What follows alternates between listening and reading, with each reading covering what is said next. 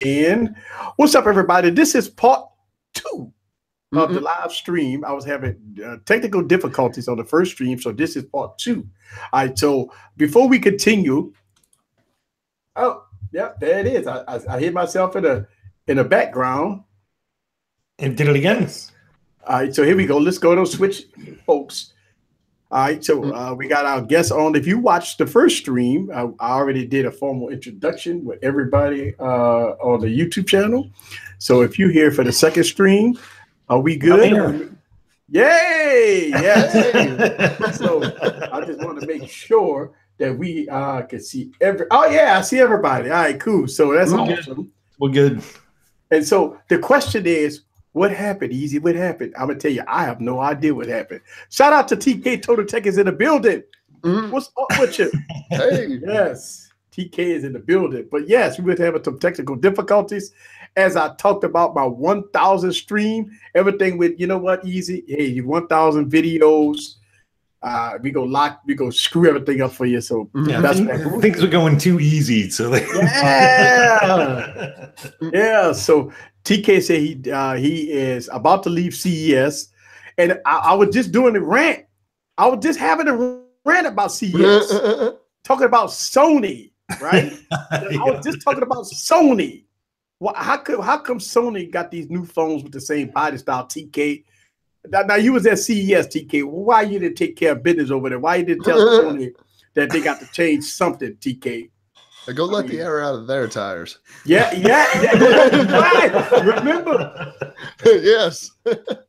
Yeah, I remember TK was letting air out some people's tires last time he was on it.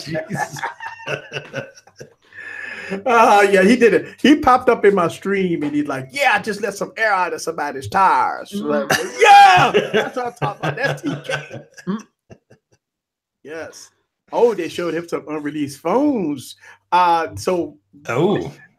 Did they change the body style? That's the question. Did they change some shit up? That's the whole thing. Because I'm tired of. Listen, don't get me wrong. The Xperia XZ Premium is a great 4K display phone, good phone, right? Big forehead and chin. I like the 16:9 aspect ratio, but damn, have we had seen the same design over and over and over again? So it's time. It's time. It's time. Yes, they say TK say it's coming at MWC. That's great. It's great. Well, that makes sense though. Yeah. Hold off until then. Yep. So now we were talking about CES earlier, but let's talk about some of this stuff that hit the news today. By the chance anybody didn't know that the government said they ain't go use no Huawei phones and no ZTE phones. They said they're staying away from it because it's bad. What's going on? Anybody know why the government don't want to mess with Huawei? They don't want to mess with ZTE. And what's going on with that? Y'all got any thoughts about that?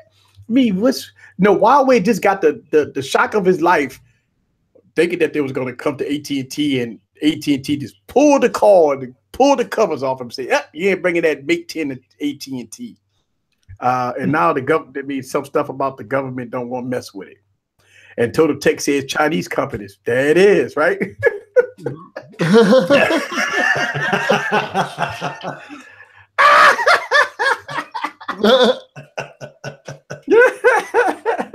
Hey, I think that's the thing, man. I mean, let's see. I actually had a long conversation with the executive at Huawei. AT&T did some real bitch shit. That's what he said. You know what? And that sucks, man. I mean, look, don't get me wrong, right? When you talk about Huawei is the #3 company in the world. So it ain't like they are slouch. They are a big company. They wanted to come into the United States, which I really do agree. The Honor 9, the Mate 9, the Honor 8, those phones is great, right? Also the P8 Plus, P8 Lite, I think I've seen in Best Buy. Great device. And but I was kind of playing myself a little devil's advocate a little bit on why AT&T might have pulled the cord. It's because I looked at what happened with the ZTE Exxon M. I mean, did anybody even buy that phone? I went to AT&T and I asked employees about that phone, and nobody knew. One employee said, "Yeah, I heard it's supposed to be coming out," but everybody in the store didn't even know. They didn't even have a clue. Like, what the hell is that? Yeah, what Exxon M? What's that? I said, that's the new ZTE phone y'all guys supposed to be carrying, and they have no clue. So, the question is, if you think AT&T don't want to take the risk, and I understand putting in the comments about don't piss off Trump, but I mean, you know, I don't know. I mean, I think to me it's business. I don't know. Well, here's a question.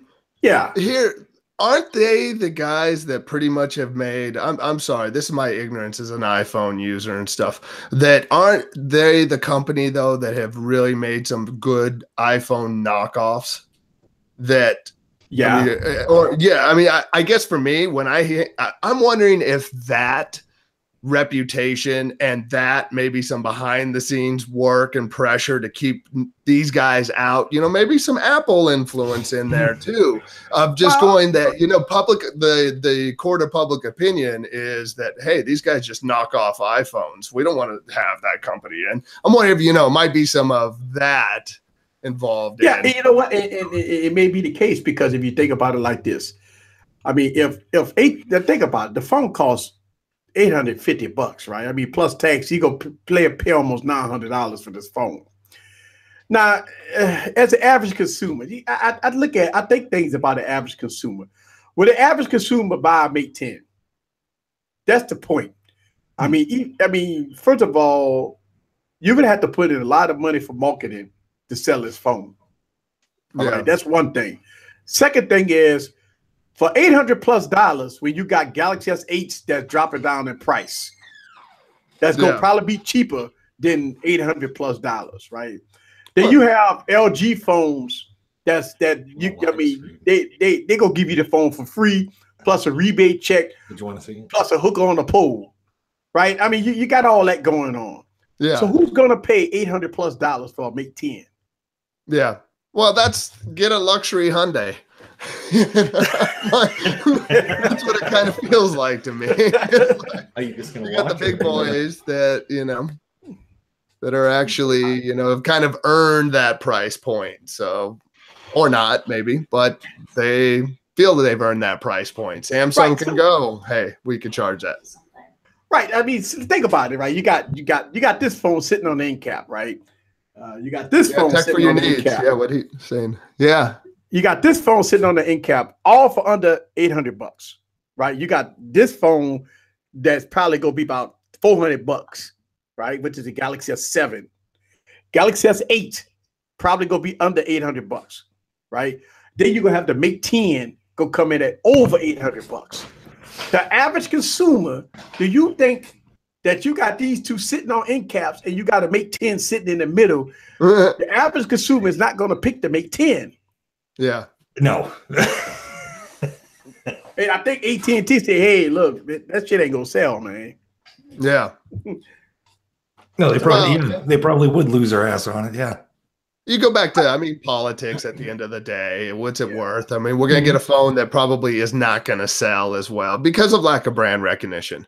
And, you know, I mean, it might be a great phone, but it might be, but how are you going to, until people are dying for that, whatever that phone is, they're importing it. They're like, I got my phone from overseas, I'm bringing it back in, and AT&T's forced to start to recognize them because there's just so many of them coming into the stores that they're activating. You know, but that we're not at that point. So, well, the thing about it is, miss them. The thing about it is, a lot of people, us techies, we want the Mate 10, right? We like us tech, we want it. We want the Mate 10. I do realize that. But AT&T look at a percentage of techies. Okay, us techies, we are a very, very small percentage. They don't want 100,000 techies. They want millions of people to buy this phone. And that's the whole thing. They need millions of people to buy this phone. And when you talk about phones like the X-on-M, I mean, it's a phone selling. I mean, think about it. If you walk into AT&T, T-Mobile, Verizon, and whatever, what you're going to see? You're going to see iPhones, Galaxy phones. Samsungs, yeah. Yeah. Average consumer only knows 2 brands. Yeah. And as an employee, you know, most employees that work at these companies, they get paid commission, right? Some of them do. Some people say they don't. Some people do. If I'm getting a commission, what I'm gonna sell? I know I can sell an iPhone fast. I can sell a whole bunch of them things fast. I can sell a whole bunch of Samsung devices fast. Or am I gonna try to persuade customers to buy a ZTE X-on-Ms, Mate 10? I would be a broke. I ain't gonna make no money. Yeah. So what? Well, and you have to look. I mean, there's some big moves that have kind of been made in the last year that I think Apple made. There's millions of users that like USB-A and still need it, and Apple still said, "No, you don't. You're done with that," and we decided you're done with that. So there's kind of, when you see some of those moves happen on a big scale and people pull them off, why not go? You don't need the competition. We'll sell you the Samsung and we'll sell you the AT&T. That one there's just not enough profit or worth the shelf space. You know, I mean, you're starting to see how much choice can be taken away before you really push back. So, and people even pushing back, the choice hasn't come back. You know, it just is what it is. You think about this. Okay, so Apple did the right move. Apple got different price tiers for the different markets, for different customers. Not only that, but you still running the latest and greatest software. You got the iPhone 10 if you want to be the boss, the big baller. You want an iPhone 10, right? But if you don't want an iPhone 10, you'll go get iPhone whatever 8. Right, still running iOS 11.2.2. Way too many phones. Or you could get iPhone SE, right? Still running iOS, and you got different price tiers. You got the $1,000 phone, the $800 phone. Then you could go down into maybe an iPhone 7, the iPhone 6. I wouldn't go past iPhone 7, but once you get to iPhone 7, you get that phone for about $400. Yeah. You could get an iPhone SE for like $150. Hell, you could get a cheap 6 now and get a battery for $29. And be good to go. Absolutely. I just made a video about my iPhone 6, right? This is my iPhone 6 running iOS 11.2.2 and running like a charm. I mean, running great. Yeah. Phone running great, by the way. All right. This is an iPhone 6 Plus. Yeah.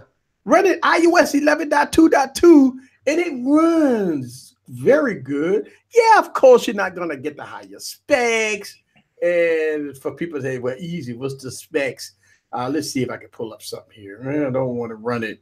Let's see. All right, so single core is 1553, multi-core is 2674. But this is iOS. So, yes, it's going to run fast. And this phone runs great.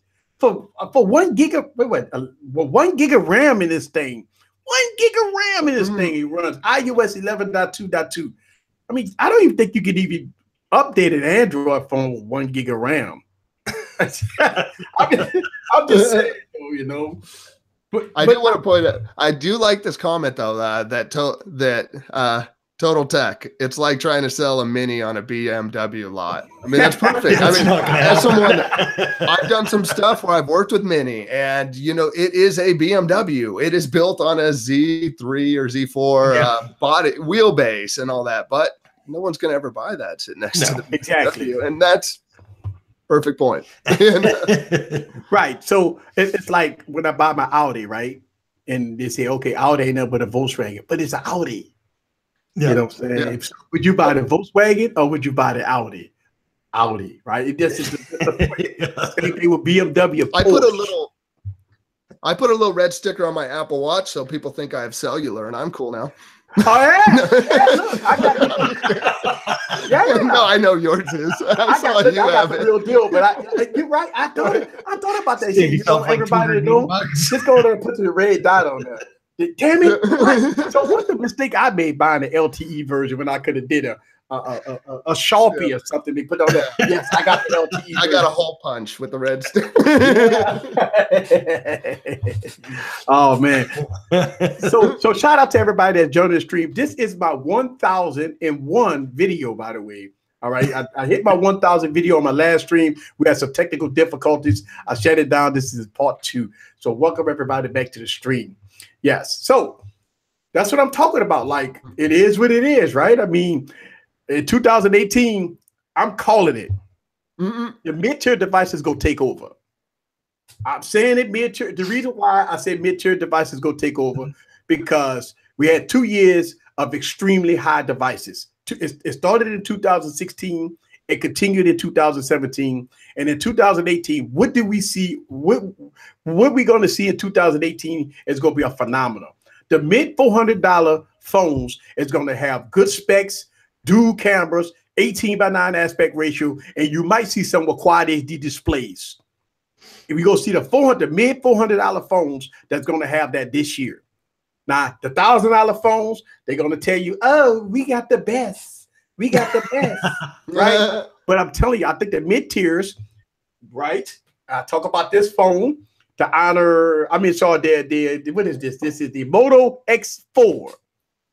You can get this phone for like $250 right now, right? $250. All glass design, dual cameras, premium build. This beauty. I mean, look, this phone looks like this phone, right? The same phone, right? Don't that phone look the same? Galaxy S7, Moto X4, same phone, looks the same. So that's what you're going to see in 2018. You're going to see phones that's going to be copying each other, dual cameras, but you're going to see phones that's going to be mid $400, $500. Because look, think about it. The OnePlus devices has dominated the mid-tier market. So phones that's going to be in that OnePlus realm, they're going to be the ones that's going to be the winners. And so that it is. A lot of people leave in the comments. Ooh, comments say, you got to pay the plate. You got to pay the plate. You got to pay the plate. If they say, put up that money. Yeah. You know what though? I think a big thing though is what you pay for, whether you're an Apple fan or you're Android. I think sometimes you buy into the ecosystem and you want to be a part of that ecosystem. If you go Samsung, you want the Samsung gear. You're thinking about the other stuff that's going to work with that Samsung and start tying together. Exactly. And that's where some of these the mid tiers may not necessarily fall in. If you're Apple, you're seeing how that all plays in the same ecosystem. I think the ecosystem isn't everything, but it's a big part. I mean, Windows Phone, they shut that down because, and that was trying to keep it all within the same ecosystem. But Samsung's created its own world. It's true. Like, you have like the Samsung Watch and like the Gear VR and stuff like that. But even Google too. They're creating their own ecosystem and world. So. Yeah, I don't know a single person with a Pixel phone. I know one, and he's. Well, the thing about it, so people leaving comments about the phones with 625 processors. Now they got the 660 processors out right now. Here's my take on devices with the 600 series processors. First of all, I like the 600 series processor because you get two things: you get pretty good performance, and you get damn good battery life. Now, I've proved that so many times on this YouTube channel, having 600 series processors that wins. I mean, good smooth performance, good high-end performance. I'm playing all the games in the store. Now, that's the thing. Here's the thing. Let's ask the question. Does it matter what processor you have in the phone? If you could play every game, do every task, and have long battery life on that phone. I mean, if I play Call of Duty on my device that got a 600 series processor and it plays like a champ. Listen, on this YouTube channel, I have failed flagships on gaming reviews and I passed mid-tiers playing the same damn games. Yeah. I failed more flagships, more $800 to $1,000 phones on this YouTube channel playing games got to get too hot, poor battery life, and once you get too hot, poor battery life, you start getting throttling and stuttering. All right. So the device is stuttering because it's too hot. It throttles down. What happened with the CPU? When you have heat, when it's hot, right? It slows down. You get a 600 series processor, it doesn't get hot. You get good battery life. That means it doesn't throttle. What happens? You got better gaming performance. So it's crazy. I took phones that had 400, 300, 600 series processors that smoked flagships when it came down to gaming. Yeah. You know, it is what it is. Let's see. So no go Snapdragon 210. Oh no, listen. We wouldn't go that little Snapdragon 210. I don't think that I don't think that Qualcomm is even making a 200 series processor this year. They may try to slide some you know, some bargain basement type of Dollar General phones. Now, yeah, that's the ones you're gonna see with Snapdragon 210s in it. I mean, gonna be the ones hanging on a peg, you know, those type of phones. Yeah. I try not to buy my phone off a peg. Yeah. Yeah. Roll of thumb. Right next to the fluorescent colored USB cables. Yeah. You know? So let's talk about gaming. So we got a gaming expert on here. I wouldn't say expert. I got the Asus. Are we talking about Craig? I got the Asus ROG gaming laptop. And I have all the bells and whistles, all the RAM in the world in this thing. I got 3 fans, i7 processor, about 16 gigs of RAM. I got the GTX 1070, 1080, 1090. I don't know what it is. One of them tens. Yeah. Well, the price point is almost 2K. So and I tell you what, I've been doing 4K videos on this thing, and it was great. Oh yeah, it was God. Damn it! That's a hell of a machine. I tell you what, the one thing about it is it may be called a laptop, but don't put it on your lap. This thing is hot as shit. It probably weighs about 15 pounds, right? Oh yeah, very, very, very heavy, very heavy. I don't even think they call them laptops. I think they switched that. They did call them laptops, and they changed to desktop replacements. Yeah, yeah. That's it. So what are your thoughts about? Well, first of all, what happened with all these? You got to pay for everything. Like, what's this new game that just came out? And you get the game, and if you want to do this and do, you got to pay for everything, man.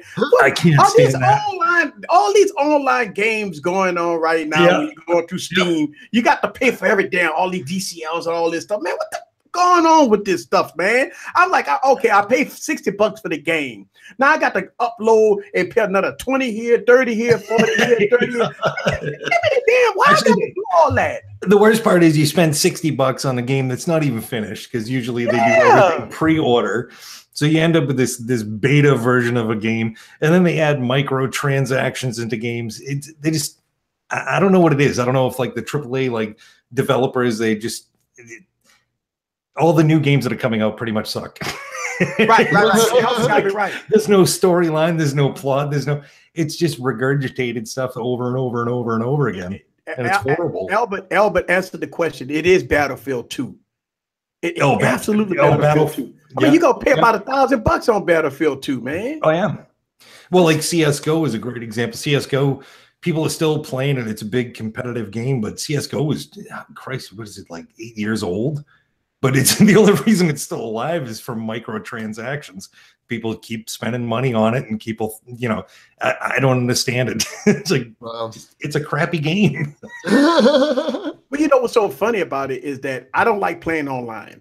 I like the storyline, right? I like the storyline. And so the tutorial, I keep on messing this guy's name up. I would call him T.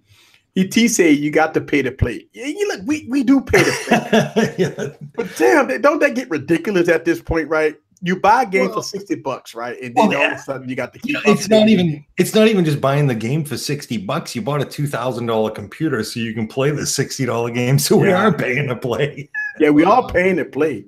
What you think, Craig? I mean, you do a little gaming or what? For me, I'm a console gamer. You know, I'm mainly whatever the new Call of Duty is. Go in, have a bunch of 13-year-olds kick my butt, get angry, Sounds yell, right. you know, have my wife yell at me for yelling too much, and then stop playing for a couple months.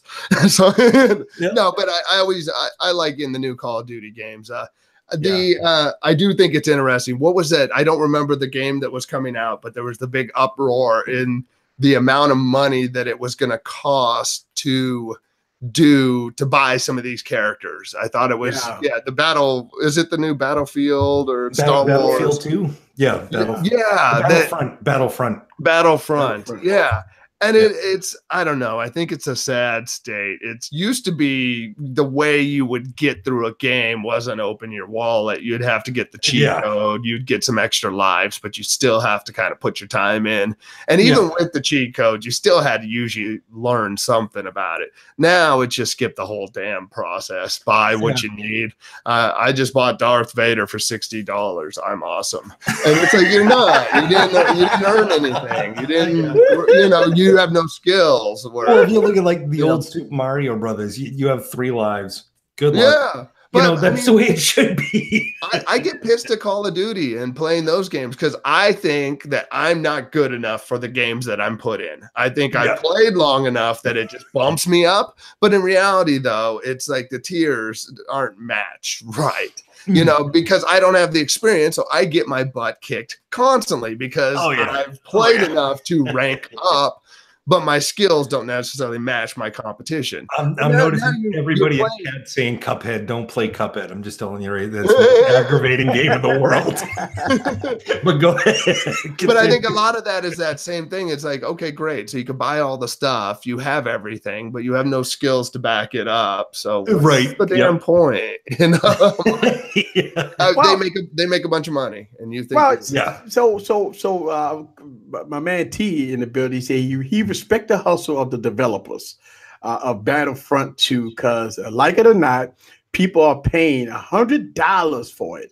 Now, here's the thing. The thing about it is, if I pay $100 for it, right, that's fine. If they charge me $100, but every upgrade or anything that's coming out new, or maybe some more, boards, anything, I shouldn't have to pay for that. I mean, that's it should be. Yeah, you should be able to get it for nothing. If the game costs $60 and they say, okay, we're gonna charge you $100, but for that $100, you're gonna get 2 years worth of updates, like with cell phones, right?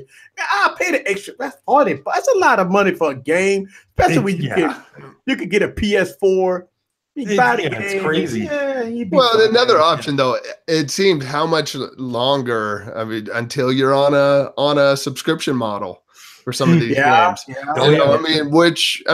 they back them up and it's just your $60 a year and the game's going to be worth it, that's one thing. But everything's going subscription anymore. I mean, don't get me wrong. I do understand that people got to make money. I am for making money, and I do understand the time, effort into putting in for these games. And that's the case. Just go on and charge the appropriate price. I hear you, but it's not 1990s. I like that. Listen, maybe I'm old school, and this is one of the reasons why I don't play a lot of. This is one of the reasons why I don't play a lot of Steam games, because I'm hooked on Call of Duties. Right, that's just my game. But listen, once I play Call of Duty, and I kid you not, I ain't paying nothing else for it. I play the storyline. Once I play the storyline, I'm done. If they got all these upper tiers and stuff, I don't pay them. I mean, it's just not for me. I just go get a PS4, which I got a PS4 and I got an Xbox. So, I mean, I don't know. I mean, listen, I play games on my phone a lot. I got an iPad that I play a lot of games, and look, the graphics is beautiful on these mobile devices. I mean, think about it. A lot of people say, but I want 120 frames per second. I want to see high-end graphics. And I mean, I understand. And then they play Minecraft. They play Minecraft, right? Look, so I'm looking at that like, all right, cool. I play games on my iPad, right? My iPad Pro. And this thing is gorgeous. The games are great. Also on my Galaxy tablets, right? I download games and the things are great. I mean, now for Christ's sakes, I got big screen phones that if I'm wasting time, I got games on here that's absolutely amazing. And then I got the Galaxy S8 and the Galaxy Note 8 with DeX. Hit my big screen, and now I can play games with a wireless controller, and it works good. The graphics looks great on the thing. So I don't know. I mean, I guess I'm just not a diehard gamer. I think that's the thing. But if you look at it this way, though, so if you jack the price up high enough, going back to my subscription model idea, if you take it up and you make it so expensive, then it's $125 for the game. Well, if you pay $70 a year, you're saving, and you're like, wow. So I mean, I feel like some of this crap is you inflate it so high so that you can say, here you go, just pay us repeatedly, and it's less. Yeah, here's a special deal like, just for you. It's like they want to get you on that subscription. That's where, I mean, Apple makes so much money on their services. They know that's where all the money is at. Amazon, I mean, their services in the background. Look at like Adobe, even Adobe. They went to that subscription thing and started selling the products. And and that's where, hey, if you make it painful enough, then you'll be thankful to have that pain peel back. But really, you could have bought the game, sat on it for 3 years instead. I get it. It changes, but it's just deliver a product that matches the price. That's all. Let me ask you a question, because this happens to me, and I'm quite sure it happens to a lot of people. Every first of the month, I'm getting notifications. Google Play Music hit me for $1.99. Apple Music just hit me for $3.99. I got the subscription through Netflix. It's like I'm like $60 every month. All of a sudden, I'm getting notifications at the first of the month. Like I already have enough subscription-based services already, right? Yeah, you don't need more. God, you got to be kidding me. Now you got YouTube Red. Now you have all this. I mean, you got CBS and NBC, all of them got subscription-based services. I mean, you got to be kidding me at this point. I mean, everybody coming with this subscription. I mean, literally paying $60, $70 just on subscriptions every month, and they automatic draft. Like PS4 every 3 months or something. I'm getting hit with PS4 charges. It's crazy. But you know what, though? But when the value is there, like CBS All Access, if the fact is that you're able to say, here, cable company, take my stuff back. I only pay what I need. Like we canceled. I had CBS All Access, and we canceled it when I was all caught up on my shows. And we were like, and then 3 months later, when it's like, oh, you're back in again, cool. I only watch 2 shows. I'm not getting greedy. I got 2 damn shows I'm paying for. I'm not stealing it, but I'm happy to do it because you're providing value. Hulu, well, it's like I dropped commercials. I dropped cable and I went to PlayStation View. Same thing, and that's DirecTV now. I mean, I got that with their promo, and I have 120 channels for $35 a month. They bring value. So it's okay. I mean, you do have like must have like Netflix. I mean, you got to have Netflix. Oh, you have to have Netflix. I mean, some people got to have Hulu. I mean, Hulu's CBS. now a must have. Hulu with no commercials. Yeah. I mean, but you see where we're going at with this. So not going back into the gaming thing, I see why they're trying to do. You might be right about the subscription based, but is gaming that much important? I mean, you're a gamer. Is it that important to go to subscription based at this point where you got so much competition, mobile gaming? Listen, they got phones right now that's trying to take mobile gaming to the next level, right? I mean, Apple's coming up with the metal chips and all this stuff like that. I mean, do you want to? I mean, is it that much graphics that you want to see on a game at this point? I mean, you see the trees moving and stuff. The only companies that are really doing like any kind of subscriptions are like AAA titles, your major companies like Blizzard, EA Sports. Those companies are trying to steer towards that. Most of the games that I play are all indie games because indie games have a better storyline. There's more involvement. They're just way better games. Like all your AAA titles, like like Blizzard or EA, they're like almost like Disney, where we have a story that works, so let's just keep repeating it over and over and over again. We'll give it a new title, some different graphics, but it's the same game. That's like that's what your AAA titles are now. Like all your, you know, your competitive gaming, you know, your first person shooters, they're all basically the same game.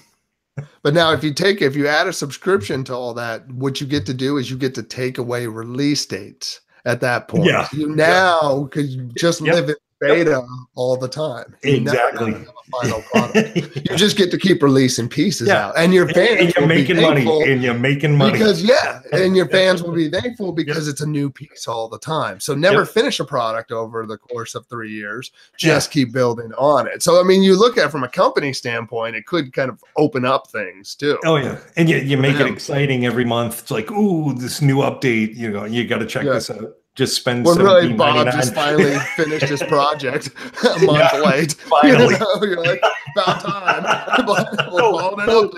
I can't believe he still works here. What the hell? so Dexter put in a shout out to Dexter in the building. He put in a good comment on mobile phones. Battery life on phones isn't great. Listen, even before heavy gaming, battery life on mobile phones is not that great. Now, when you get into the mid tiers, they put 6,000 milliamp batteries in their phones. Look at the mid. Yeah, why are they doing? What are they doing in the 3,000 and like? The flagships. The flagships is putting like 3,000 milliamp batteries in. Then the mid tiers are putting 6,000 with 600 series process. That's why us tech reviews be like, you could get like 3 days of battery life. So if you want to game, you could game on mid tiers. You'll get good battery life. But as far as flagship, listen, I'm gonna tell you, I've proved it so many times that devices, and I did video after video after video. Plus, I'm over 1,000 videos, so I 1,001.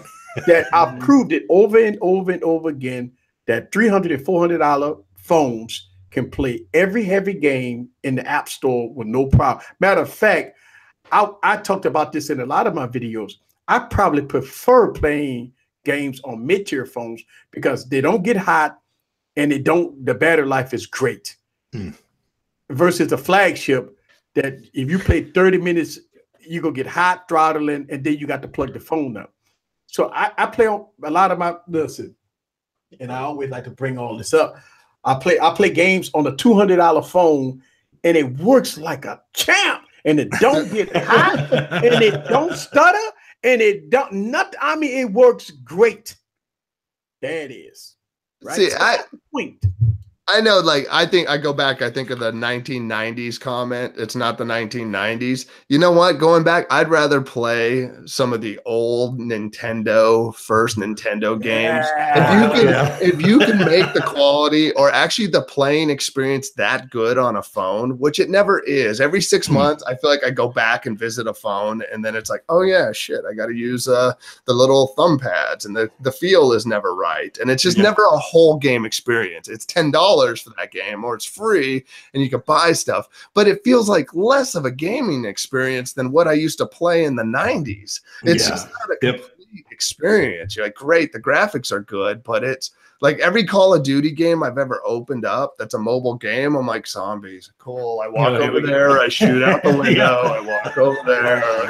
Oh, they come faster. Awesome. I'm like, just give me 16-bit graphics that have a story, you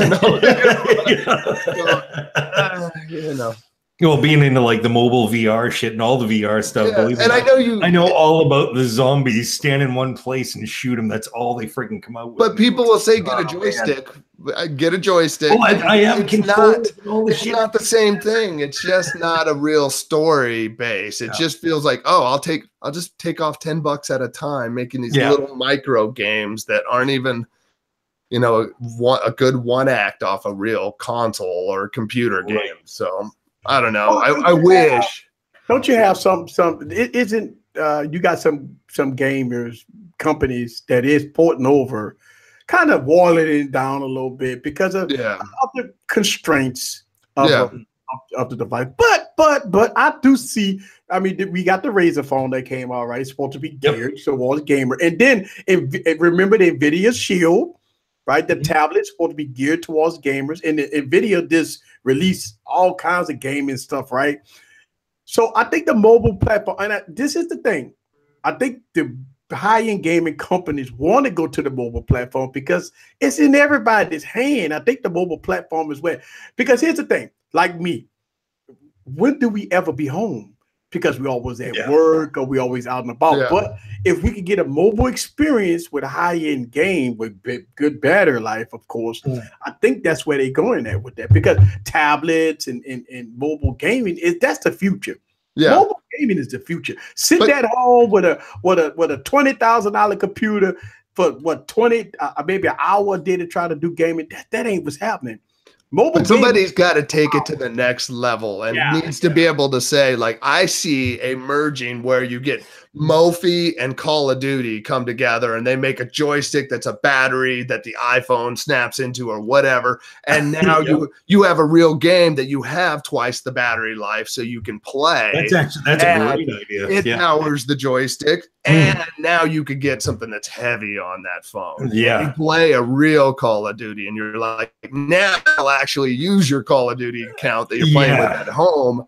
You know, you combine, you got to somehow meet in the middle of the Switch and the iPhone, you know, somewhere in there. Better like quality on Switch. But you know, well, the thing about it is I don't think Apple gonna have to come out with something like that, because you think about it like this. I actually made a lot of videos about joysticks and gaming, right? So they do have some type of portability. They do have not a Motorola has the mods. That probably the best, I say this, that's the best gaming experience you could ever have on a mobile device if you go Motorola. To me, you got the Moto mods, period. The Motorola joystick on the Motorola Z2 Force by far, that's the best gaming experience out of the Razr, out of any phone that you can get. If you got the Moto mod, because it does have a battery. All right, so the Moto mod, the joystick does have a battery, and it enhances the gaming experience by 1,000% when you got the Moto mod. So to me, I think what Razr messed up at, going back into the mobile phones, right? Razr should have did the same thing that Motorola did, come up with some type of joystick compatibility that you could plug the phone in, and booyah, you good to go, right? And I think Apple has a door wide open as far as gaming, because they got the metal chip, they got the they got the performance. Because I mean, they right now the iPhone, when it comes down to Geekbench and benchmark scores, is ripping the butthole out of any Android device. So they got the power. They got the power. They got the chip. They got the GPU, and they got the hardware and software intertwined. Yeah, Apple could do it. I don't know would it, because it's gonna be all proprietary. See, that I think the problem though, it's like there's a ton of money in mediocrity, or just satisfying that sense, that little pleasure sense in people. You know, like there's a million different versions of Jelly Bellies or whatever, the slide the hell the things around, and you could sell them all day. And they're simple, you know, some Mario Run. They're simple, one-handed, lowest common denominator games that anyone can play. Real gamers, where the real money is in the computer console gaming. Oh, that was my Alexa. Where the real money is there, those things are sophisticated. There's a lot of levels to that, and someone has to merge that world in gaming where there's no motivation right now. If we just slap another, we'll move mushrooms and peacocks around, and we'll line those up, and we'll sell this for $6. So you might have the hardware and all that. So it's like, unless you find someone who could really unite that gaming experience from a desktop standpoint or console the hardware doesn't really matter, you know. I mean, you're like, but you have to have a developer that goes, oh yeah, your account is going to work here. We cut a deal with Sony. Your Sony View account's going to work, you know, or someone cuts a deal with Xbox, you know, here's a controller. Because you make a controller, it doesn't matter. There's no real games. You're like, cool, now I can control my mediocre game with the controller. This is awesome. Still the mediocre game. It's not. So to revolutionize it, the hardware can keep supporting it. But until it's appealing, I don't know. You'll just have more Call of Duty. Run over, zombie. I'm dead because I'm old. I just I'm wasting my life away. You know? So, Yeah, and that's the thing. I mean, I think because right now we at the peak of phones. Right now, to me, they scrambling trying to do something. 18:9 aspect ratios and trying to do this and do now we hearing that the phone's coming out with 3 camera lenses on it. I mean, we hearing 3 cameras on the phone now. I mean, instead of dual cameras. So I mean, in 2 years we're gonna have 6 cameras on the phone. But isn't it kind of nice though? It doesn't feel necessary to upgrade stuff. It doesn't feel necessary. It doesn't feel necessary, which is kind of nice. Yeah, it is nice. It's the brakes and point and blank. And you're right. If you got an iPhone 7s Plus, looking at an iPhone 8, what's the upgrade?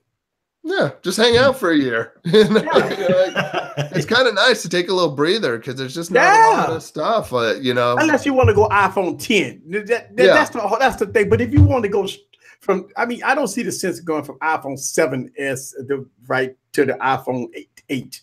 Yeah, I don't see it. I just don't see it. But that's where I think it's with all of this that people are scrambling to figure out how to make it all interesting. It just seems like a kind of a resting time for me that I'm like, oh, there's nothing I feel like I'm rushing to get out and go get. It's let people prove when they have something good out because everything really kind of is working well at this point. Everything in the past few years just kind of works. I mean, there's not many lemons that I right. And so we hearing news that LG is saying that they're going to pull back. They're not going to be releasing phones when they used to release phones, and they're going to pull back and they're going to release phones when they believe a phone should come out. Because obviously the Galaxy, I mean, not the Galaxy, but the LG G5 was a failure. The LG G60 wasn't that, I mean, it was a great phone, but it didn't sell. The LG V20, great phone, but it didn't sell. The LG V30, great phone, but it doesn't sell. So LG is pulling the plug and saying, I don't know about this, fellas. I don't know. Like, hey, I mean, we tried to give the phone away for free with a free hook on the pole, but that don't work. So now I don't know what to do at this point. So LG is pulling back and gonna kind of change their release cycle a little bit and come up with that. I mean, that's a good thing. I mean, put more in the device. Give us a little more instead of rushing the phone. Yeah, rushing the phone. We got to get it out? And what happened with the LG G6? They came out with the phone and it had last year specs, and people with techies all dogged it out because it had last year specs. I like the phone because it's a beautiful device. But people dogged it out. Then the price dropped like in 30 days, and it's amazing. But that's when you try to rush. I mean, God, look at what it did to Samsung, though. I mean, just trying to beat Apple out and having a phone that literally would just blow up, light on fire. I mean, that was just like that rush to market. That it's like, slow it down. It's a little crazy. So. And that's the thing. I mean, when we looking at, innovation, people always they go walk. That's the thing. They had these keynote addresses. They walk across the streets. We gonna give you innovation. And they came out with this is the Galaxy S9, and this is innovation. I'm saying this is the same crap we said last year. There is innovation. We got to stop that. That's a word that needs to be on the no-fly list. Oh, but you know what? Just give up. Stop saying innovation. The Galaxy S9 gonna be innovative. They're gonna move the fingerprint scanner from the side to the bottom. Oh, that's innovation. Oh, yes. Come on. It's a word we got to give a break to. That's man. It's really though. Now's the time though for people to. I think we're entering kind of a period where people are gonna get separated out, and you get compartmentalized a little more. And it's like, okay, LG, I'm sorry, Sony, you're done with phones. LG, you're done with phones. But hey, you guys are done with this over here, and because you got to make a good product, and people are getting picky, and they're all good products now in a way. I mean, it's not a lot of lemons. I mean, you go back to the old days of smartphones, and you try those Palm Pilot flip with the little stylus. That was a horrible mobile experience. It was a learning curve. We've settled into the. I mean, we've came a long way from the old BlackBerry classics. Oh God. The first generation iPhone. Oh my God. Yeah. We've came a long way from the Blackjack, from Windows 6.5. We've came a long way from that, from Android coming up with all these crappy operating systems. We've came a long way from that. I think at the end of the day, I think once we hit like 2015, things change it, because if you look at what Samsung did, they went from an all plastic design device to all glass and metal. Yeah. That then they started doing the curves, right? So you seen Samsung did something with the Galaxy S6 that changed the market, because they had the Galaxy S6 Edge, right? That edge screen. And then you started seeing a lot of people say, "Ooh, they got glass backs." A lot of people laughed about it, but what happened? Everybody with the glass. Yeah. Then we started seeing all the metal phones phasing out. So no more phones with metal.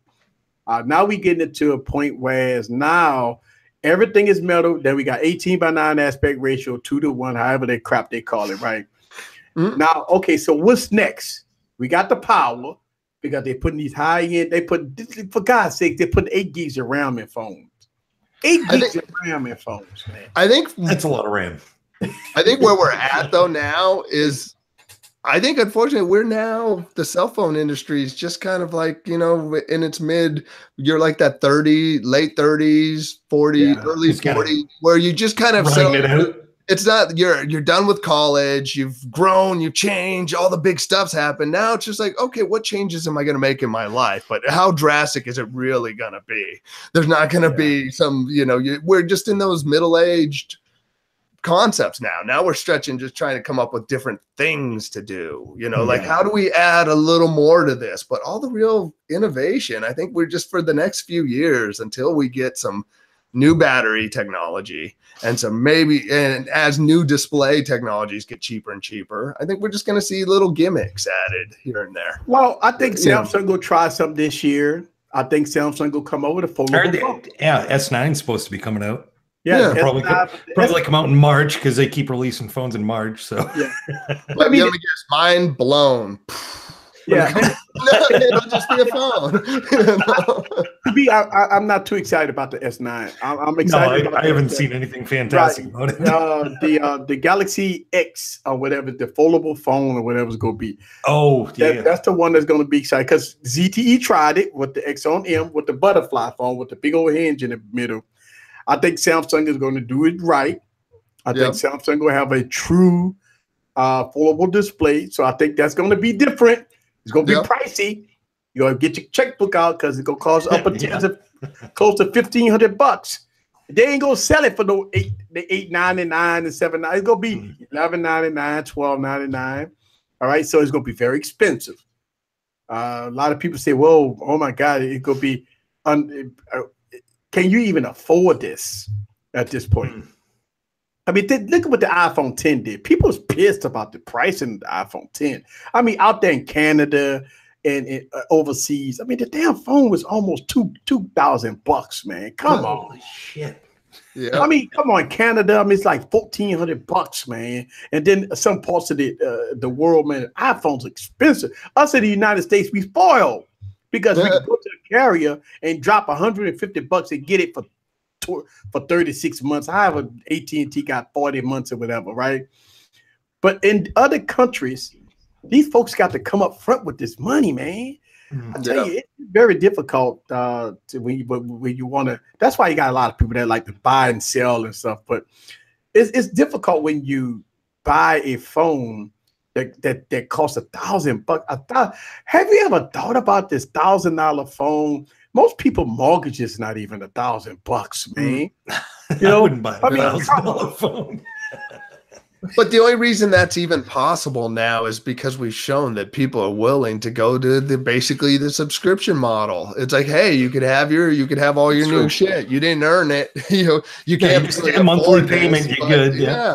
I mean, that's one of those. I mean, I remember when I ordered my 6 and they sent me a notice, my iPhone 6, and they're like, if you get this phone and you don't buy it through our payment plan, your bill's going to go up $25 a month. And it was basically like the end of the subsidizing. And you know, and that's where enough people bought into it because they wanted the latest, greatest, and all that the game changed. And now, you know, there's no reason not to. They're like, okay, no one's subsidizing, no contracts, cool, for full price. We've shown it that people will pay it. Yeah. So yeah, it's like, you know, hey, you kind of opened up that can of worms. You're like, you want to be free with no commitment? And okay, well, we'll see. Are you interested in this idea of having something you don't deserve every 12 months and never paying for all of it? You know, like, yeah, you like that? Good.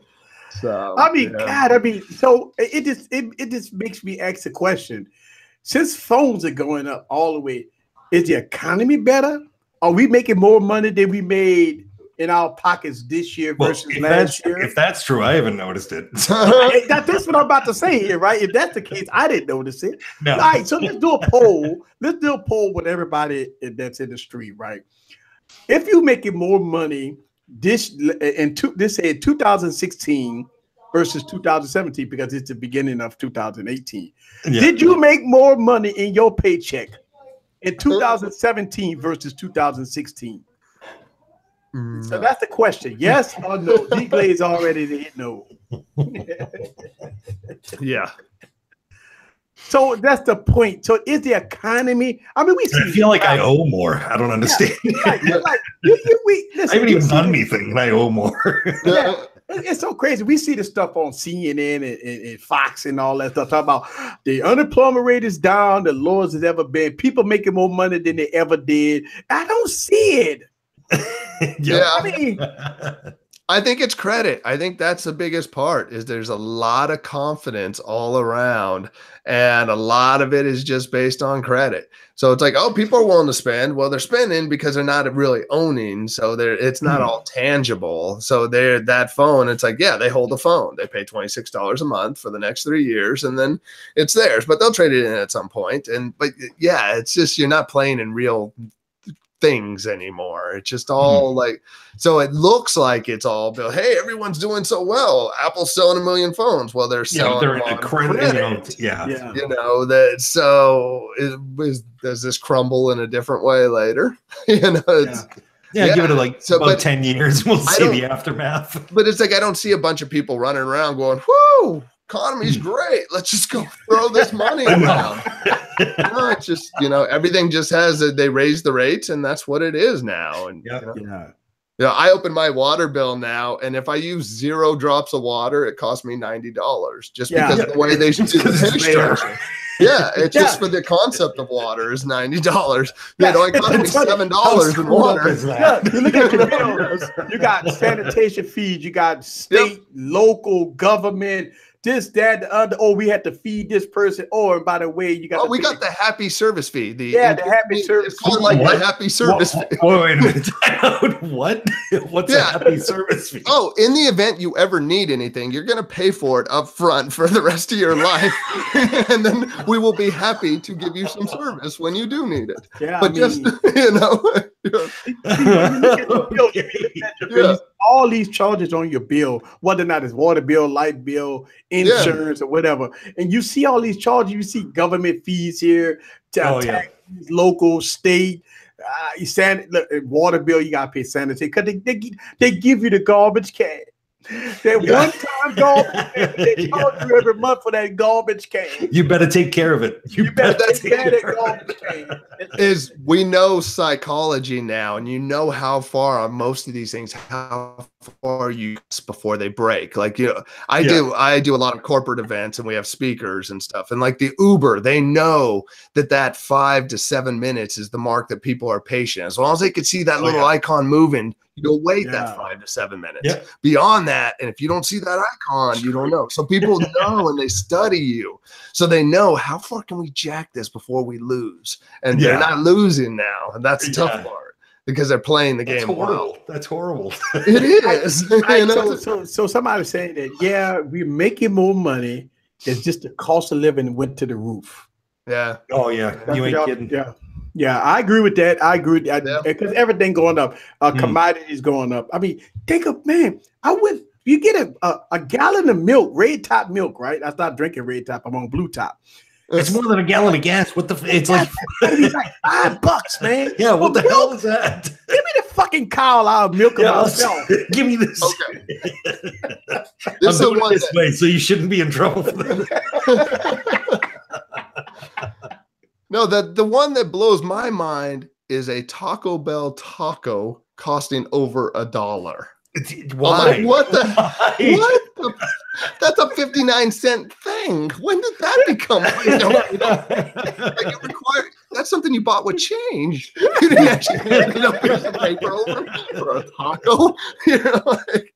Yeah, but no, they got the Taco Supreme. Maybe Taco Bell got like 1,000 items now. Right. Made a burrito taco, got all these meat, guacamole, everything in a taco now. You open the taco up, it's like an avalanche of shit falling down on you. Like, no wonder why my blood pressure high, my arteries clogged up, my everything is going to the roof.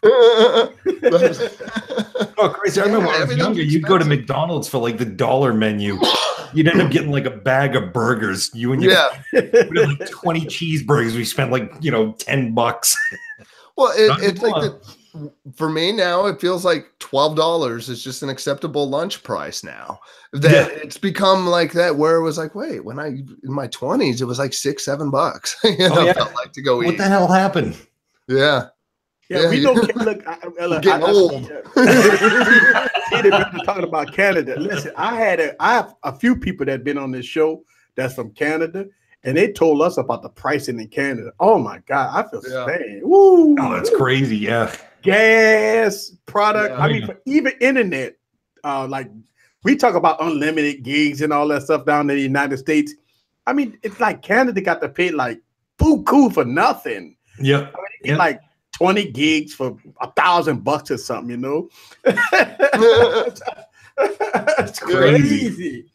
Yeah. So I don't know. But I tell you what, when you talk about the mighty dollar, which is a currency that everybody trying to get, $1. I think in the United States, we get goods and services at a fair market price compared to the other country. And I think, listen, it's expensive, man. Like, okay, in the United States, we could go into a car lot with $1,000 and walk away with a car. I don't think you could do that in most countries. You know how we finance cars and we buy finance homes. We finance phones for Christ's sake. We can finance phones. We finance phones for Christ's sake. Matter of fact, if I'm not mistaken, you can finance headphones, TVs. I mean, everything is financed.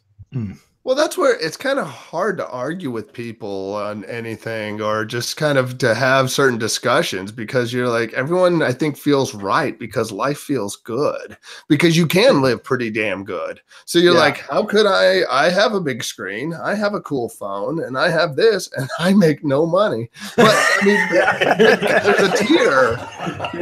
There's kind of a tier for everything, for TVs, you could just be there Black Friday and get that TV from Bob's LCD, and it's $272, but you will have a big TV. So I mean, it's everyone's very comfortable, I think, in a way that even uncomfortable, you're still probably the most comfortable people have ever been in history. You're right. It's just like Samsung showed off and LG showing off all these high-end TVs.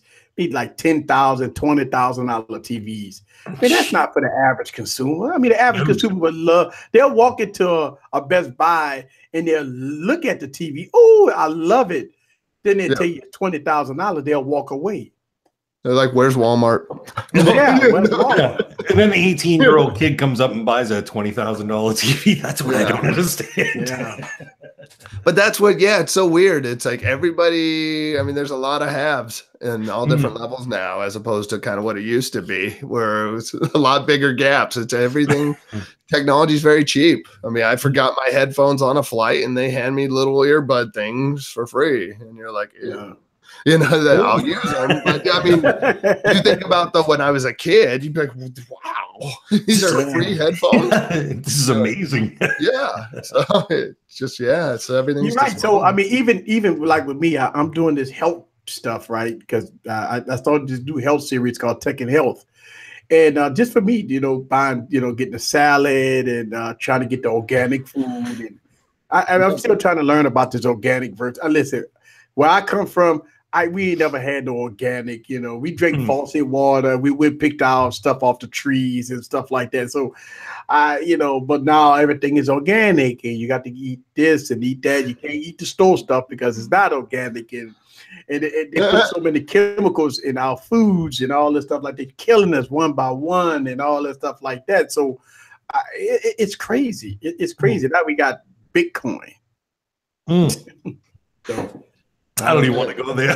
Yeah, I don't want to go there. It's crazy.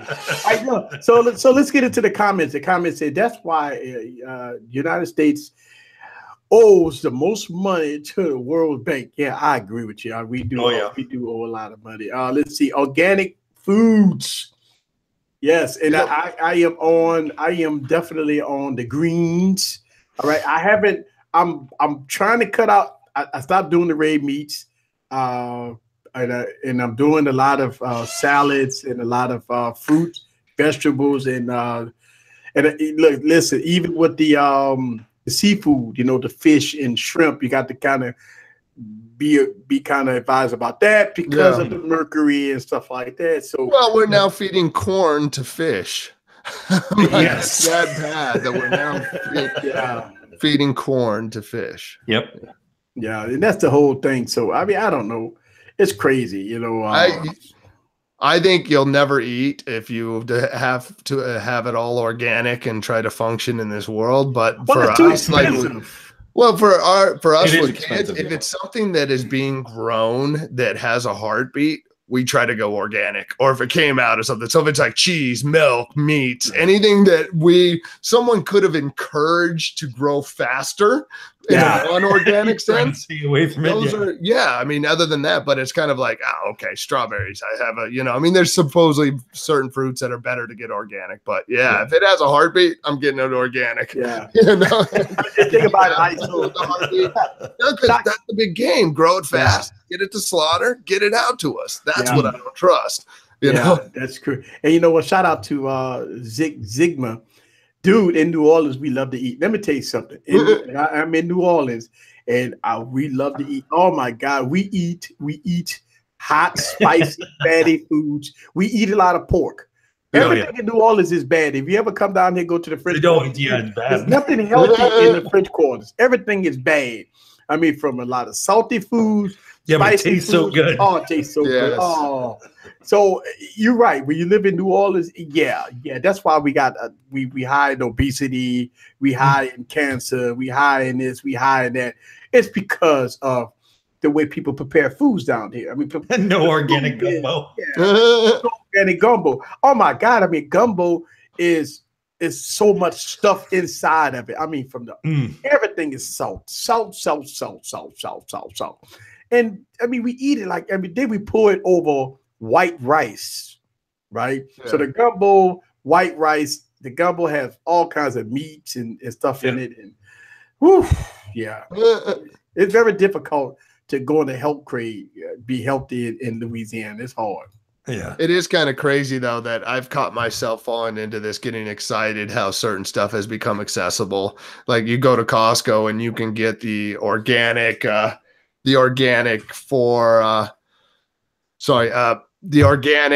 ground beef, 3 pounds or 3 packages for like $16. It's like, cool, you could get organic here. And it's like, wait, this is what it's like up until the 70s. No, I mean, but up until the 70s, this is just what it was. You're like, cool, you made food what it used to be, not. Oh my God. Yeah. Sorry, my light's going off on me. Smart lighting is doing a smart fade. See, I'm lucky because I live in Maine and like everything's organic. I drive down the road and I see the cow that I'm going to eat next week. So that's what you think. They ship it to us. It's organic, and they ship it or non-organic to you. They're probably killing that count and sending it to you guys. I don't know. Exactly. It's going to Costco. Yeah. So we got a question in it, and some more tech news to say what about the rumor of the new iPad going bezel-less and Face ID with no home button? I think that's the route Apple going. When you seen the iPhone 10, that's Apple right there. iPhone 10, that's going to go to the next tier of devices, whether or not it's going to be iPads, the new iPhones and everything. Everything will be Face ID. You won't see no more home buttons anymore with iPhones. Once you get the you remove the mechanics, the failure rates go down. You just, there's no reason to go with that home button. It's just one more failure point, one more thing they have to service. Yeah. So, I like Face ID. I like it. I like it. I mean, a lot of people say, oh, it's just not faster than this. I don't have no problem with Face ID. I pick up my phone and boom, I'm up. It works. I mean, it's just that simple. You pick up the phone and boom, it's on. I've never had a draw off with someone like Face ID. I just pick it up, look at it, and it opens. I know there's times though that I've just looked over, and there's times where like I don't have my hands free necessarily, or I got shit on my, I'm washing my hands and something goes off. You could actually look over and it opens. I mean, I don't. Now that you said that, I want to see that, like a draw, like Face ID. Oh, damn it! His Touch ID beat me. I want to see that. That'd be good. A little bit quicker. But. So somebody said iPhone to me is just an iPod Touch, which allows you to put a SIM card in it. Well, I guess, right? I mean, that's the whole point. It should just be the whole thing is meant to be just one surface of glass that you touch on, just has cellular capabilities. I mean, a perfect world, I think they would all just merge into one, and we'd go just have our direct deposit to Apple, and they'd hand us our new tablet that we talk into. I mean, the thing about it is, so for Android users, they hate Apple, and for Apple people, they don't really care for Android. I don't think they hate Android people. Android devices, they just don't care for it. But Android people just iPhone boring, iPhone's expensive, iPhone this. And listen, I understand. In the Android world, we have so many choices. In the Apple world, it's only an iPhone. And I think people get upset about that. But in the Apple world, right, you do have choices. You got iPhone SE. You got iPhone 7s, you got different tiers, same operating system, but you do get different sizes and stuff like that. So I don't know. I know in Android you do got choices, which a lot of people love choice. A lot of people like to change the icons. They like to put icon packs. They like to change the widgets. They love widgets.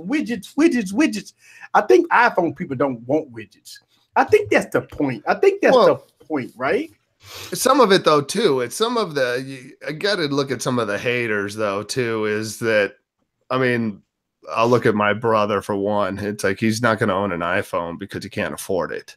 That's it. I mean, there's some of it. And you know what? There's some people that just frankly, they started off on cheap ass phones and that's all they know. And they've stayed in that cheap ass phone. Do they? I mean, I'll give props and respect if you're the Samsung person and you got, or your Android, like whatever you like. I don't, they all make good stuff. Samsung has some great stuff with it.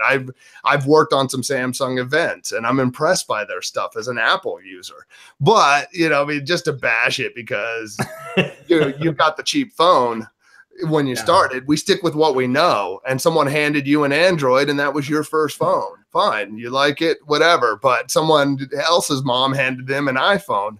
That's why they're an iPhone person. So is it that people can't afford iPhones? That's why I think so. A certain amount. There was a period where it wasn't going to be free to get an iPhone. It did require $200 at least to get an iPhone before a payment plan, even subsidized on a contract with good credit. All those things need to be a factor where, to get where you could get a $200 non-subsidized Android phone. Yeah. Shout out to Beamed Up in the building. What's up, man? Hey, what's up, man? Somebody joined. Hey, we just talk about your favorite love-hate child. Oh, I'm like, favorite's kind of strong, but no, I'm just kidding. Actually, I'm not kidding. I'll be right back. But yeah, I mean, I agree with you. I mean, at the end of the day, you like what you like. Android people goes if you're in the let's say if you're in the Samsung ecosystem, you got a Samsung TV, Samsung refrigerator, Samsung Galaxy S8. They all work together. That's awesome. They all work together. Yeah. Now, this say in the Android world, if you got this say a Motorola device, it ain't gonna sync up with a Samsung refrigerator. You know, so you pick the it's not near as well. You might stand there going, why won't it sync? Yeah, you know. So it all depends on the ecosystem. Bluetooth. Yeah, that's crazy. Like that's why people got to understand. Okay, when you get into a Samsung ecosystem, it is more of an Apple ecosystem because you got Samsung, very much, that have TVs, furniture, even the washing your dryers now, right? You got a Galaxy phone, you can sit it down there, see your washing doing all, your clothes drying and washing, right? Yeah. Now with the Samsung refrigerator, you can see what's inside the refrigerator. That's the thing. Like, so when people talk about the Apple ecosystem, I mean, they got HomeKit for Christ's sakes, right? HomeKit, that works very good. And so it all depends on what ecosystem you're at, and that's how it works. Beamed up, what's up? Hey, what's happening, man? Had to get some cat stuff taken care of, but all is well now. Yeah. I'm going to assume he's not an iPhone fan. Oh no, his YouTube channel. I watch his YouTube channel, and anything that happened like the battery stuff, woo, he was the first one. That's me. Anything as soon as Apple did something, oh, I gotta go to Beam out. I'll jump on that shit. Like Apple been proud of y'all for a long time. We knew it was happening. Now they confess. They put their hand on the Bible and say, "Yes, we've been dog throttling y'all phone." Right. like actually, you're right. But yeah, there's a lot of reasons. It's all good. I mean, at the end of the day, it's all about fun. Let's see. Tyler said, "Hey, Easy, how are you? Hey, everyone in the stream.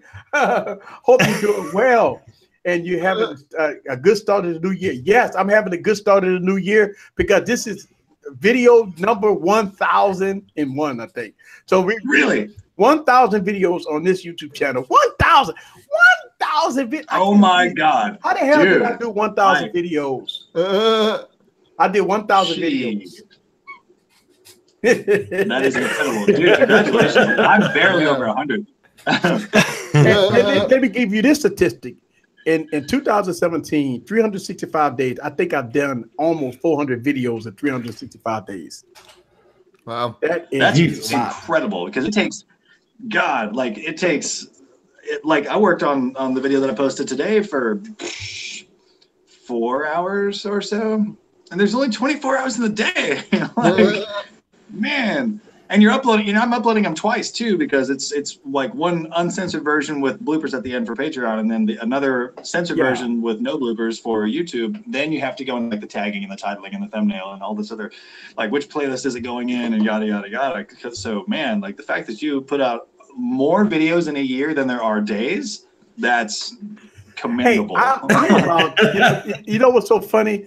How I do my YouTube channel. Once, like today, I just ended a project. So me, the way I work is I ended a project. I already got like 4 videos that's already in the hole.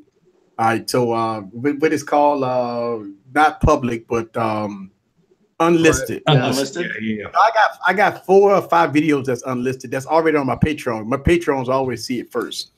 So they get to see it. And so I got 5 videos unlisted. So after I finish a project, which I just finished a project today, tomorrow I start a new project. So that's how I kind of do it. I start new projects, but I'm already 5 in the hole.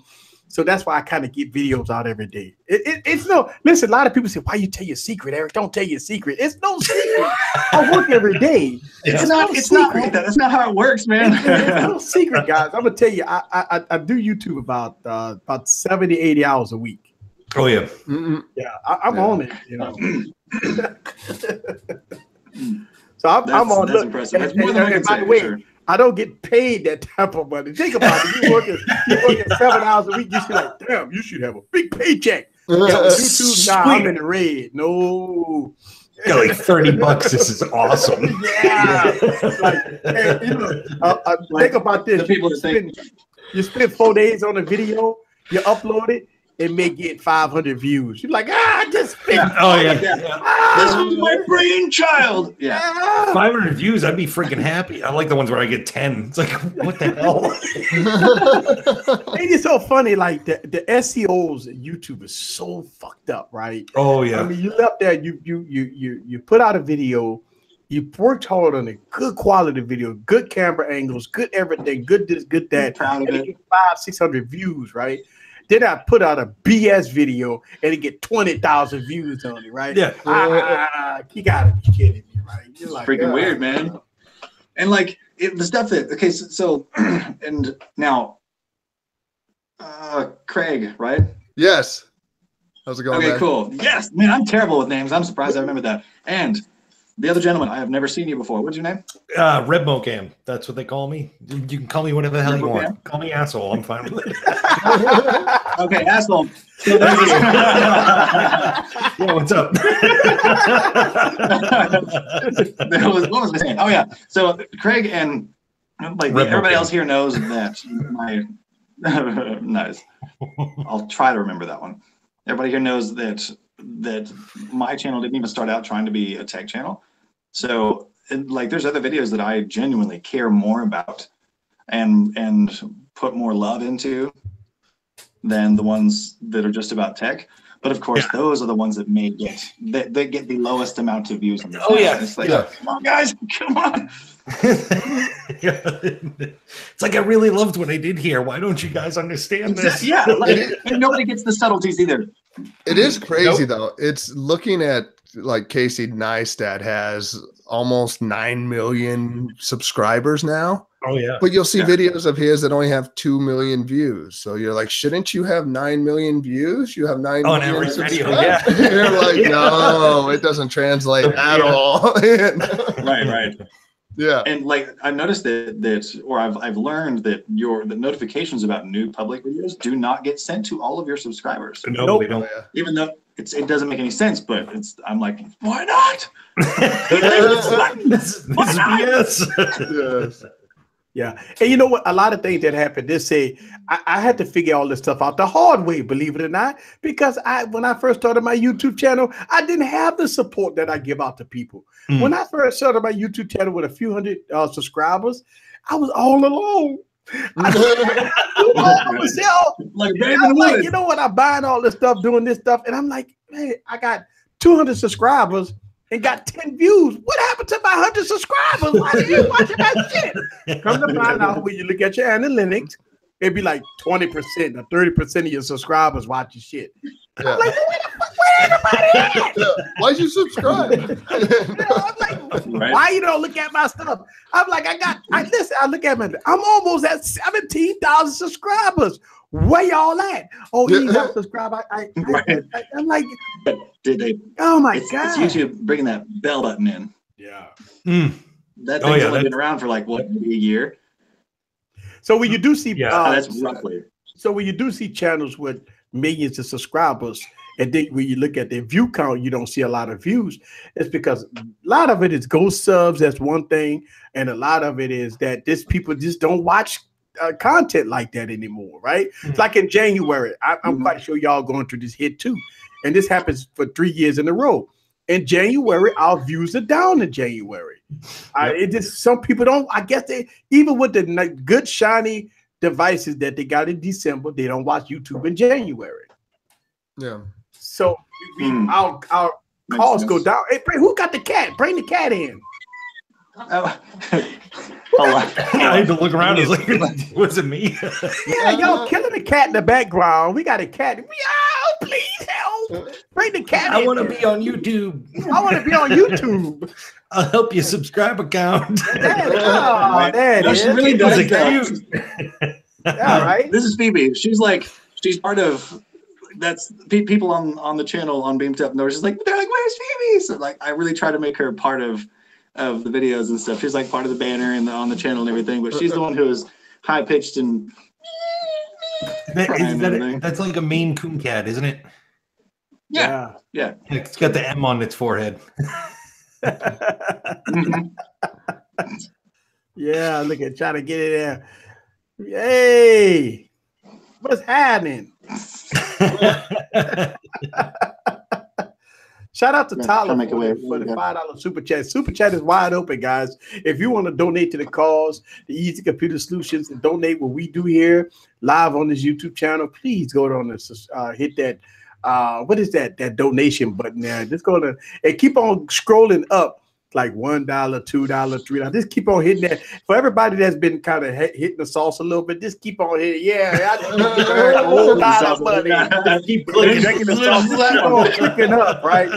And then all of a sudden, boom, just going to hit submit, and you got to put your security code on the back. Put that in, you good. when it turns red, you know it's like really. That's good. perfect. That's you don't see that other zero. That's a thing of your imagination. Just go to bed. Yes. So simply a device. So simply a device just says something that I do want to talk about. He talked about Danny Wing that talked about the bots that was giving them thumbs down. Now I've heard about that stuff. Yeah, I did hear about that stuff, right? That people they wanted him to pay like $350 or something like that. Yeah. I've heard about that. And I've heard about bots or people paying people to give people thumbs down. So dumb. Like, why? Really? Look, for what I've heard, thumbs down don't hurt you, but I think they do, right? They do mess up the SEO, right? I mean, I don't know. Like, I got thumbs down on a lot of videos, right? I don't see nothing. I got videos. I don't think it'll really hurt your channel or your video or whatever. I think it's like if somebody thumbs downs it, like if I see something that gets like negative reviews, I want to see it just because it got negative reviews. Right. But, how bad is it? Like, yeah, exactly. Like, what did he do? That I got videos. I got videos on the front page of YouTube that might have 1,000 thumbs up. And I might have 800 thumbs down, but I'm still on the front of YouTube. Yeah. So it don't mess up your SEO. Yeah, you still clicked on the thumbnail, bro. Like, thanks for the view. And I be trying to go for that clickbait thumbnail, like, ah! So I mean, and for them to like, they're asking like $350 to stop it. I mean, just let it go. Just let it go. Don't pay them $350. Yep, keep giving me thumbs downs. I'm fine with it. Yeah, exactly. You know. Yeah, he was after the video to give a thumbs down anyway. Yeah, I mean, my videos are crap anyway. I'm shocked that I get so many thumbs up. I give you thumbs ups. What?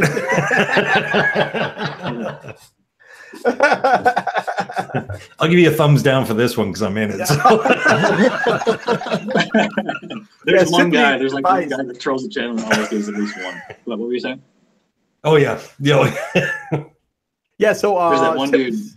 Simply a device said, yes, the SEO thing is screwy. I'm getting hits on videos from 2, 3, 6+ months ago. Right. Listen, here's the good thing. I got 3-year-old videos that's viral right now.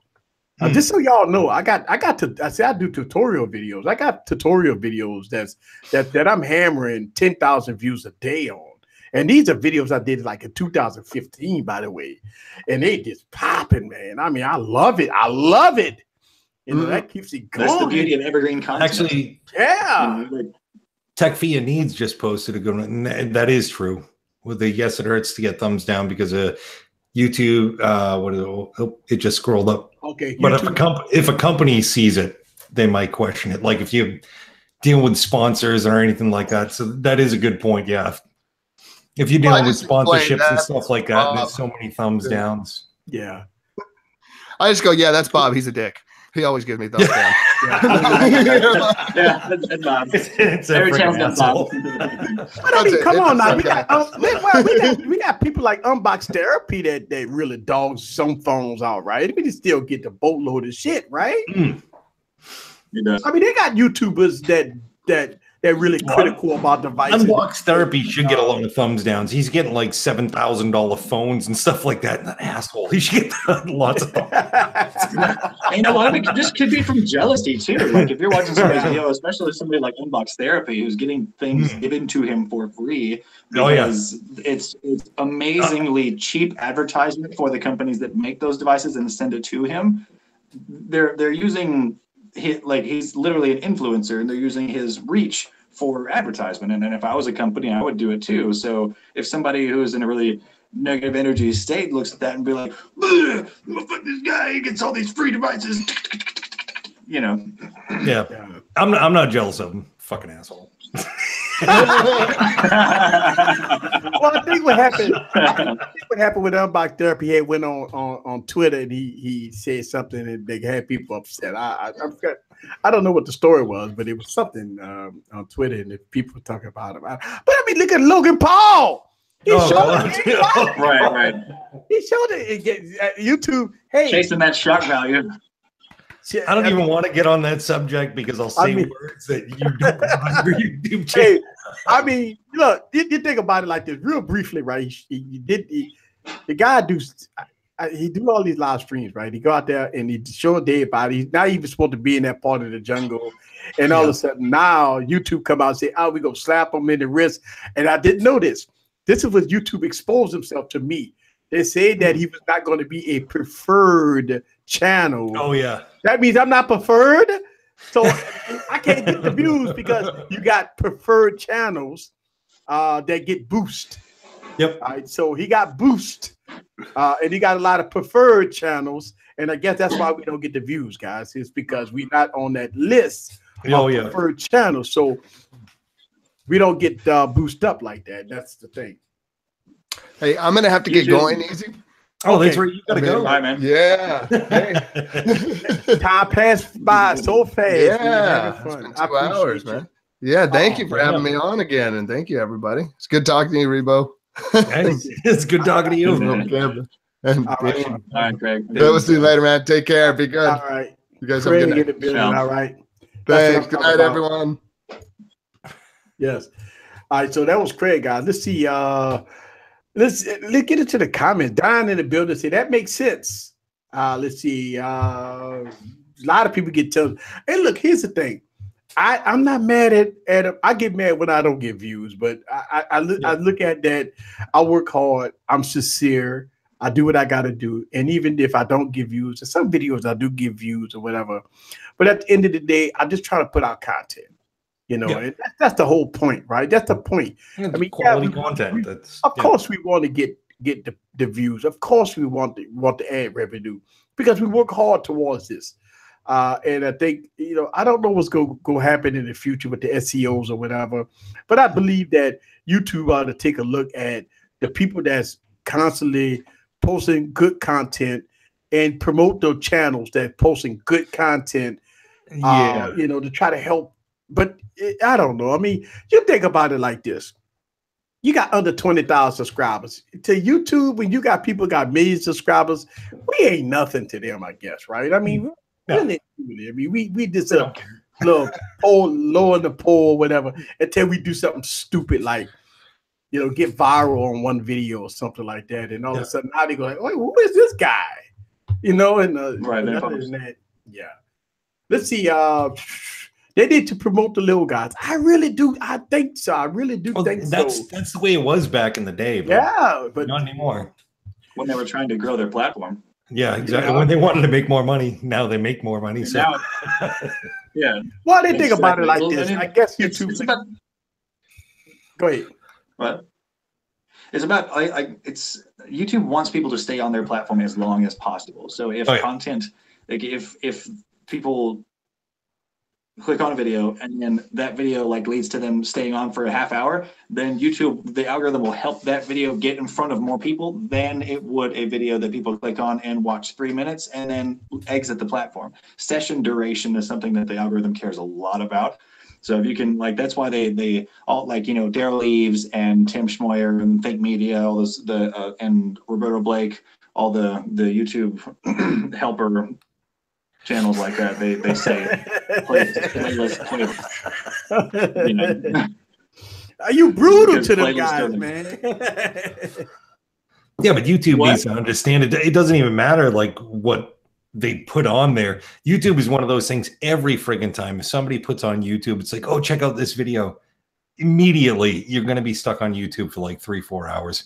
Be like, oh, you thought this video was cool? Check out this video. Check out this. So it's a continuous thing. That's So true. no matter what, they stay on their platform. Yeah. And that's the whole thing. True. I mean, like, what is it? 400 hours a minute are uploaded, something like that. Some Yeah. crazy It's number. insane. It's insane. It's ridiculous. well, man. is things gonna change? I mean, is Netflix gonna get in the mix here? They gonna start the platform Dude. or what? If I don't Netflix think- started hosting like a video platform like you, oh my god, that'd be crazy. Check out my Problem Netflix channel. Like, holy crap, that'd be awesome. The problem I see with like any other like company starting like a YouTube is you need like a major search engine involved with it, because I think that's where YouTube has the advantage. They have Google involved, so anytime somebody searches something on Google, it automatically links to YouTube videos, and that's where they get all the hits. If somebody like Netflix did it, I don't know if they would get that much attention, or Amazon. It's tough. Well, I'm gonna tell you. Here's the thing. I think I would Amazon think. try to do it before YouTube. Or before Yeah, but you Netflix. know what? I mean, for thought- me personally, if Netflix did, yeah, I'll be all over that. But But you know what I thought? I thought that a company that could get right on the YouTube thing, right, that could hurt YouTube instantly, is Facebook. yeah, I agree. I mean, 100%. Facebook got Yes. everybody on Facebook. They got people that got Yes. Facebook channels. Yep. That doesn't get paid. That no Yep. monetization, and they got full-fledged videos sitting up on there. And actually, Facebook went public when they were at their peak, so they need to make shareholders more money. So that's a good idea. They should do that. And that's the thing. That's why So YouTube does not like Facebook. Facebook and YouTube don't like each other. No. but I mean, somebody put in there and said Facebook got restrictions. I don't know. Oh, yeah. I don't know. Do they have some restrictions? I mean, people killing themselves on I don't Facebook know. Live. Yeah, I've seen that's- people. Listen, I've seen things on Facebook, fights. Oh, yeah, that's true. drama. Yeah. Is Facebook really? Let me tell you something. All that stuff will get demonetized and pulled off of YouTube fast. I mean, people killing themselves That's and true. all that stuff like that. Man, Facebook don't have no restrictions. No. People cursing and all cursing on look, you could play copyrighted music on Facebook, for Christ's sake. I'll test out Facebook. I'll like moon the camera and throw it on Facebook tomorrow. Yeah, See how so I long it mean, lasts. but I don't, so somebody said Facebook don't play. I'm gonna tell you, when I go down my time feed on Facebook, those videos I see would never get to YouTube. Never. Never get to YouTube. I see Yep. fights I will and say people that there's- people shooting each other and all that stuff. Man, they don't get. You can't put that on YouTube. Oh, hell no. Oh no. Yeah, I mean, how many times have will you say seen? that- Yeah, but then again, you're not supposed to put dead bodies on YouTube either. right? That's true. Under the radar. Okay, so wait, we listen. YouTube- I don't know. Let me see. Right here, they got a comment. I'm a DJ, and they block so many things. If the product doesn't belong to you, they will block it and throw you on Facebook jail. Listen, shout out to Damon. Hey, I'm a DJ too, by the way. I do some DJing too, and I didn't know. I seen a lot of things on YouTube that I mean on Facebook. Yeah. You know what I'm saying? But since I didn't know that, you get put in Facebook jail. I didn't know that. So that's good insight. I just saw somebody put something on Vine. They are coming out with Vine too, but Really? I'm hoping the I polls. totally missed Vine Stream. Yeah, I'm Yeah, I hoping ain't never the went on polls Vine. go back. Yeah, I never went on Vine. So yeah, I don't know. I thought Vine got shut down. It did. I guess they weren't making money. I don't know how. But I mean, even on Instagram, Right, not like on Vine. Instagram and what is Twitter has what Twitter got? The live stuff on Twitter. oh, you can do live feeds on Twitter. Right. So I haven't even tried. Yeah, I haven't even tried it yet. Yeah, you could do live. It's an app though. It's an app that's linked to go. your Twitter account. Hang on, And let so me try. people in the comments, okay. people in the comments, they let you know. But you could go live on Twitter, and yeah, they Here we go. I'm gonna go live. Can I do this? I don't even know if I can do this. Periscope. All right, so Twitter have Periscope. All right, and Periscope, yeah, you can get shut down. Periscope was a Twitter thing? Yeah, Periscope is a Twitter thing. Oh, is that? Yeah, that's Gotcha, right. okay. Yes. Oh, right. Yeah, live. Yeah, go ahead. Record audio. All right, I'm on Twitter live. Yeah, see, it works. All right, so you're doing Twitter. You could do Twitter live or Periscope live. Yeah. This was straight off of the Twitter app. Really? Yeah. Okay. Oh, I'm sorry, I wasn't live. Now I am.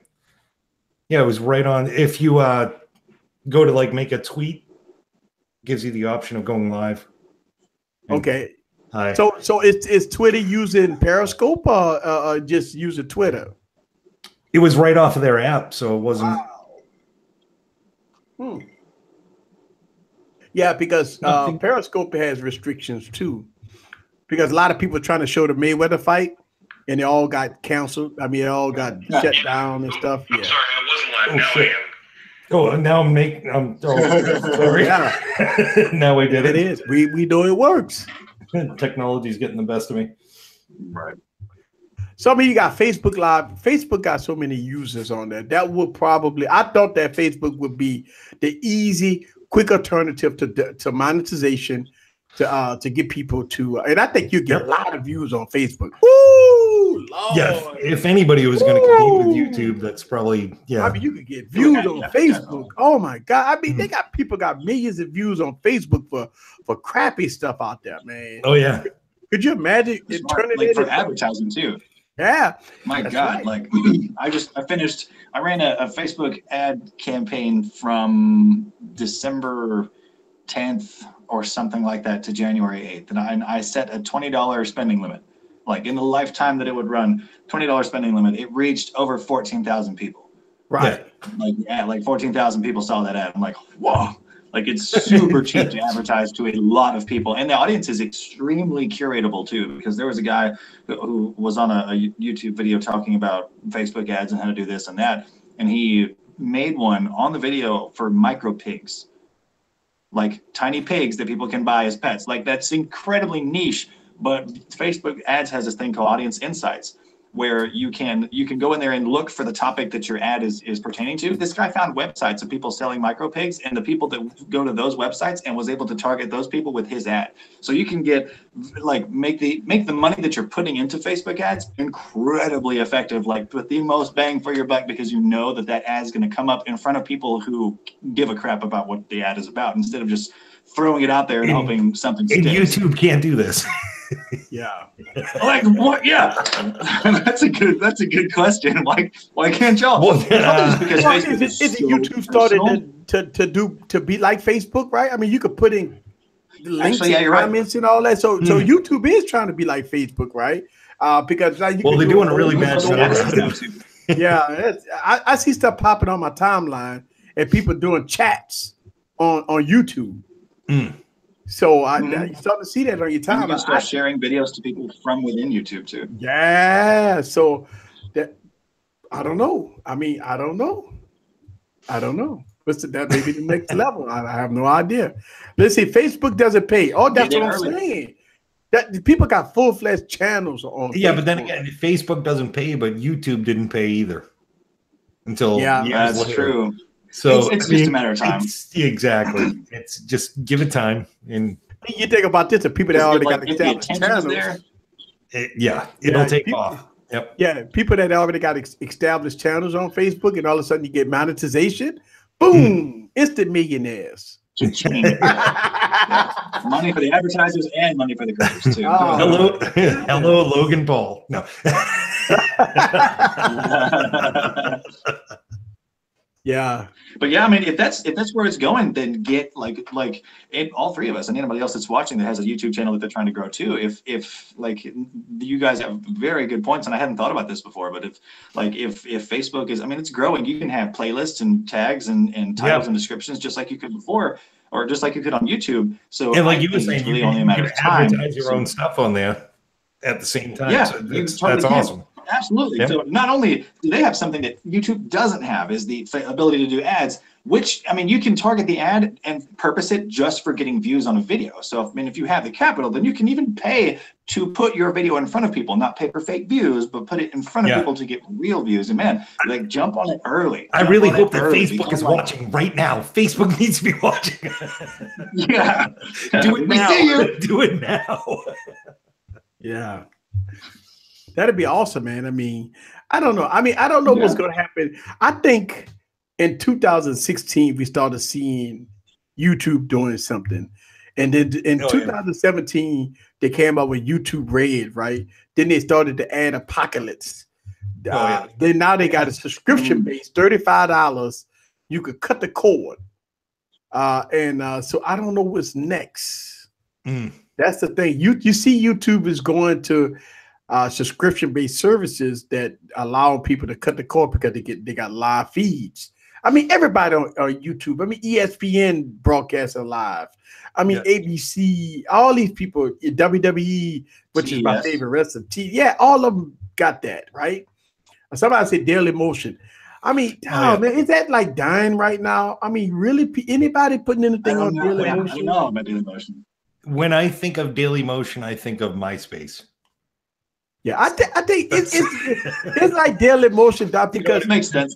Yeah, I don't know. I mean, do anybody really go to Daily Motion? I don't think so. Maybe I haven't gone there in a long time. I mean, I do see some stuff popped up about Daily Motion, but do anybody like? Maybe about a year ago or 2 years ago, I used to always see stuff about Daily Motion, but now. It's like it's I don't know. Nobody don't go to Daily Motion. I mean, they lost it, man. Like, I think a lot of content creators went to Daily Motion with the assumption of Daily Motion being popular. But T was saying that it's very popular in France. But in the United States, man, it's terrible. I mean, no, it's dead. Yeah. It's dead in the United States. I mean, you got me. See the thing about it, when you look at the world, I see a lot of things, and I try to be sensible about what's going on in the world. But in the United States, man, it's a totally different animal in the United States. Like, a lot of people in Albert in the UK, OnePlus fans, right? OnePlus, but in the United States, man, ain't nobody got no OnePlus, man. I mean, that's the thing. Like, even if they try to sell a OnePlus, I think OnePlus need to be in the carriers. But if you got OnePlus that's so popular everywhere, and then it can't come into the United States, then that's the problem, right? I mean, it's hard. Let me tell you something. Let's see. What that company that came to the United States and they failed horribly? Lieco came down here, right? Lieco tried to sell it. Lieco TVs, Lieco phones. I don't know. Like, what's that? They did. I feel bad for not knowing. Yeah, they was in New York doing keynote addresses and stuff like that, right? And all of a sudden, Lieco just went bankrupt. They pulled in a lot of capital in the United States, and nobody bought their product. Who did go buy a Lieco TV? That's the thing. I don't have one. I've never even heard of one. That's the thing. I mean, who would buy Lieco? Could you imagine? What kind of TV you got? I got a Lieco TV. Yeah, it's like, well, you're gonna have that. You're gonna have like two reactions to that. It's like, I've never heard of that because it's a piece of crap, or wow, maybe that's way beyond my budget. And so that's true. That's true. Ooh, sounds exotic. I mean, when Lieco came down to the United States, it was DOA. Yeah. I mean, you can just say it's important. Yeah, exactly. Look, Lieco. You just make it sound like Lieco television. We have the Lieco television. We got the Lieco television. It's very cheap. You can't buy it in no stores. Yeah. You can't do nothing. You got to get it shipped. Right. You got to get it shipped. You gotta know somebody. That's the only way you gotta get your hands on one. Right. Yeah, they try to buy Vizio. Let me tell you something. Vizio is popular in the United States. Did they really? Yeah, I mean, you got Samsung, LG, then you got Vizio. I mean, Vizio is very popular in the United States. Oh, I have Vizio TVs, and if you take them apart, it's all Samsung components. Yeah. Right. Man, I mean, at the end of the day, I mean, don't get me wrong, Samsung TVs are expensive, but boy, they look so good. The ecosystem is great. You got a Samsung phone, Samsung tablet. If you got a Samsung watch, Gear Fit, and all that. Did you guys see the CES press conference for Samsung? No, for 2018. No, I you know what? I missed that. So several times, it must have been at least like 6 times during the 45 minutes to an hour or so that I watched of it. They said simpler and less complicated. Like not. So they had one of their new TVs on display, and then real time they had this guy with his phone find it on like the Samsung Connect app, where it like finds TV and it says, "We found a TV. Do you want to connect to it?" Yes. And then you had to tap like 1 or 2 more things, and then all the logins that were on the phone just got sent to the TV, and you didn't have to go through the TV and like use the remote to go A, F. In all the guys' home porn just jumped on the TV. Do this, family is not shit. Damn it, I was watching you porn. I didn't want to go about TV. My bad. It was really promising because they seemed to be putting a huge focus towards just streamlining everything and putting Bixby into everything, like into the TV, into the fridges, into all the smart things. What do you think of Bixby? I love it. I think I think it needs work, but I know that Bixby 2.0 is supposed to employ Viv. And Viv is supposed to be like super freaking awesome. And I cannot wait until they release the second version. Because I know that freaking button on the side of the S8 is annoying as shit. What a problem with Bixby. Come on. It's not the problem with Bixby. The problem with Bixby is that it's too slow. Is it? That's the problem with Bixby. It does it has a lot of every time it comes up, I just want to shut it down. So, but it's just slow. You're like, "Hey, Bixby, what's the weather?" Like, dude, I go get a cup of coffee, come back, and like, "Oh, today's weather is -2 degrees." Come on, man. That's why I use the button. I hardly ever use the voice part to activate Bixby. I just like pick it up because like it's walkie-talkie, pick it up and hold the button down and ask this and this. And then, another reason why people might think it's slow is because as you're holding the button down or as you're talking, you can see the words pop up on the screen that it says. After you get finished with your command, you don't have to wait for all the words of your command to come up on the screen before you let go of the button. And that's something that because like if you did, then it'd be hella slow. Like, oh my God.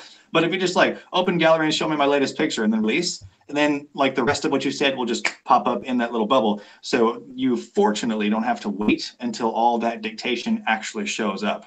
Just finish speaking and let go. Yeah, so that might help a lot with the speed factor. But yeah, there's sometimes like Patreon, that app, and LifeX for the light bulbs and stuff. She cannot figure those two out. I was corrected her over and over and over again. She just, Patriot? No. Patreon. Oh, Patriot. No. Patreon. Oh, Patriot. No, just stop. Type it in PAT. Some words she just can't get. But there's some times where it is genuinely more convenient to use than actually going there yourself and doing it manually. Hey, so what phone are you using to do the live stream? I'm on my Note 8. Okay. Note 8. All right. So good, crisp, clear, man. I like that. It does look good. It looks good. Yes, I actually made a rant video about Samsung devices. Oh, yeah? Yeah, you gotta check it out. I did a red video. Oh man, woo! I stirred up. I noticed a little break at I the end. stirred You're up like, the pot. I stirred up the pot. But hell, I had some fun. I had some fun talking about Samsung devices. Ooh, I stirred up the pot. People like, okay, easy. You might have a point. I should talk about the camera. I talked about the camera. There's things to rant about. There are things to rant about. And when people come on my channel, they're like, why don't you like point out all the things that Samsung's done wrong? I'm like, well, there's other channels for that. And I should probably tell them now, be like, you know what, Easy Computer Solutions, they got a pretty good Samsung rant. You should go check that out. I went off about the cameras, man. I ain't gonna lie to you, because 1080p 60 frames per second is unusable, man. I can't freaking use it, man, because it's slow focusing. The focusing did this. Oh my god, it's killing me. Yeah, really? Don't focus on it. If you ever try to use the phone at 1080p 60 frames per second, you just can't use it. And are you talking front facing or rear facing? Rear facing. And really? I actually did a video with the Galaxy S6. I did, and I put all the Galaxy phones in one video. Galaxy S6, Galaxy Note 5, Galaxy S7, Galaxy S7 Edge, Galaxy S8, and Note 8. All of them in the same video with the cameras, and all of them had the fucking same focusing. And all of them. And the reason why I did that is because you know how people say, oh, you must have a defect. You mean to tell me 7 phones, 7 generations, all of them got defects? No. No, it's a Samsung thing. Interesting. They're in cahoots with like Canon. Yeah, but they got a disclaimer. Here's the thing. I didn't even know that people kept on pointing me out easy.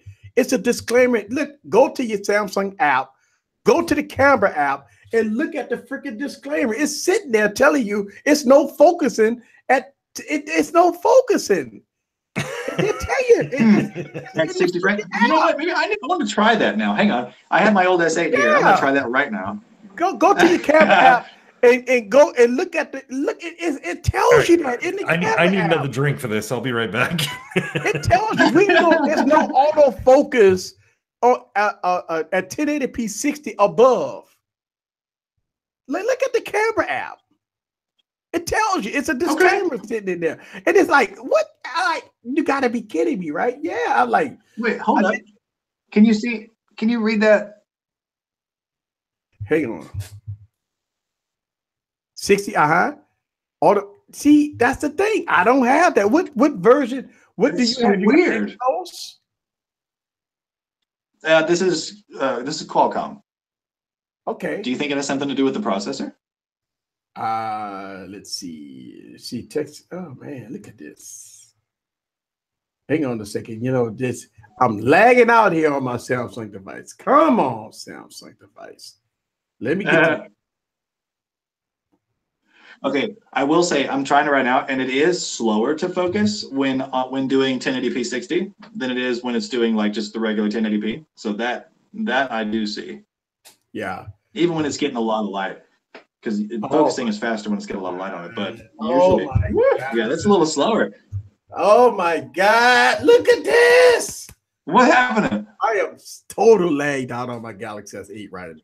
Oh no! I can't listen. I am. Look at that. Oh my God! What the fuck? Yeah, I'm telling you, man. I don't blame you for being frustrated. That would drive me nuts. Sorry, you can try sending feedback. Oh my goodness, this is crazy. Yeah, so interesting. Yeah, look at that. I am totally done here. 2K. I am done. Galaxy S8, guys. Look at that. Holy crap! Yeah, this is why faster. This is why I made a red video, man.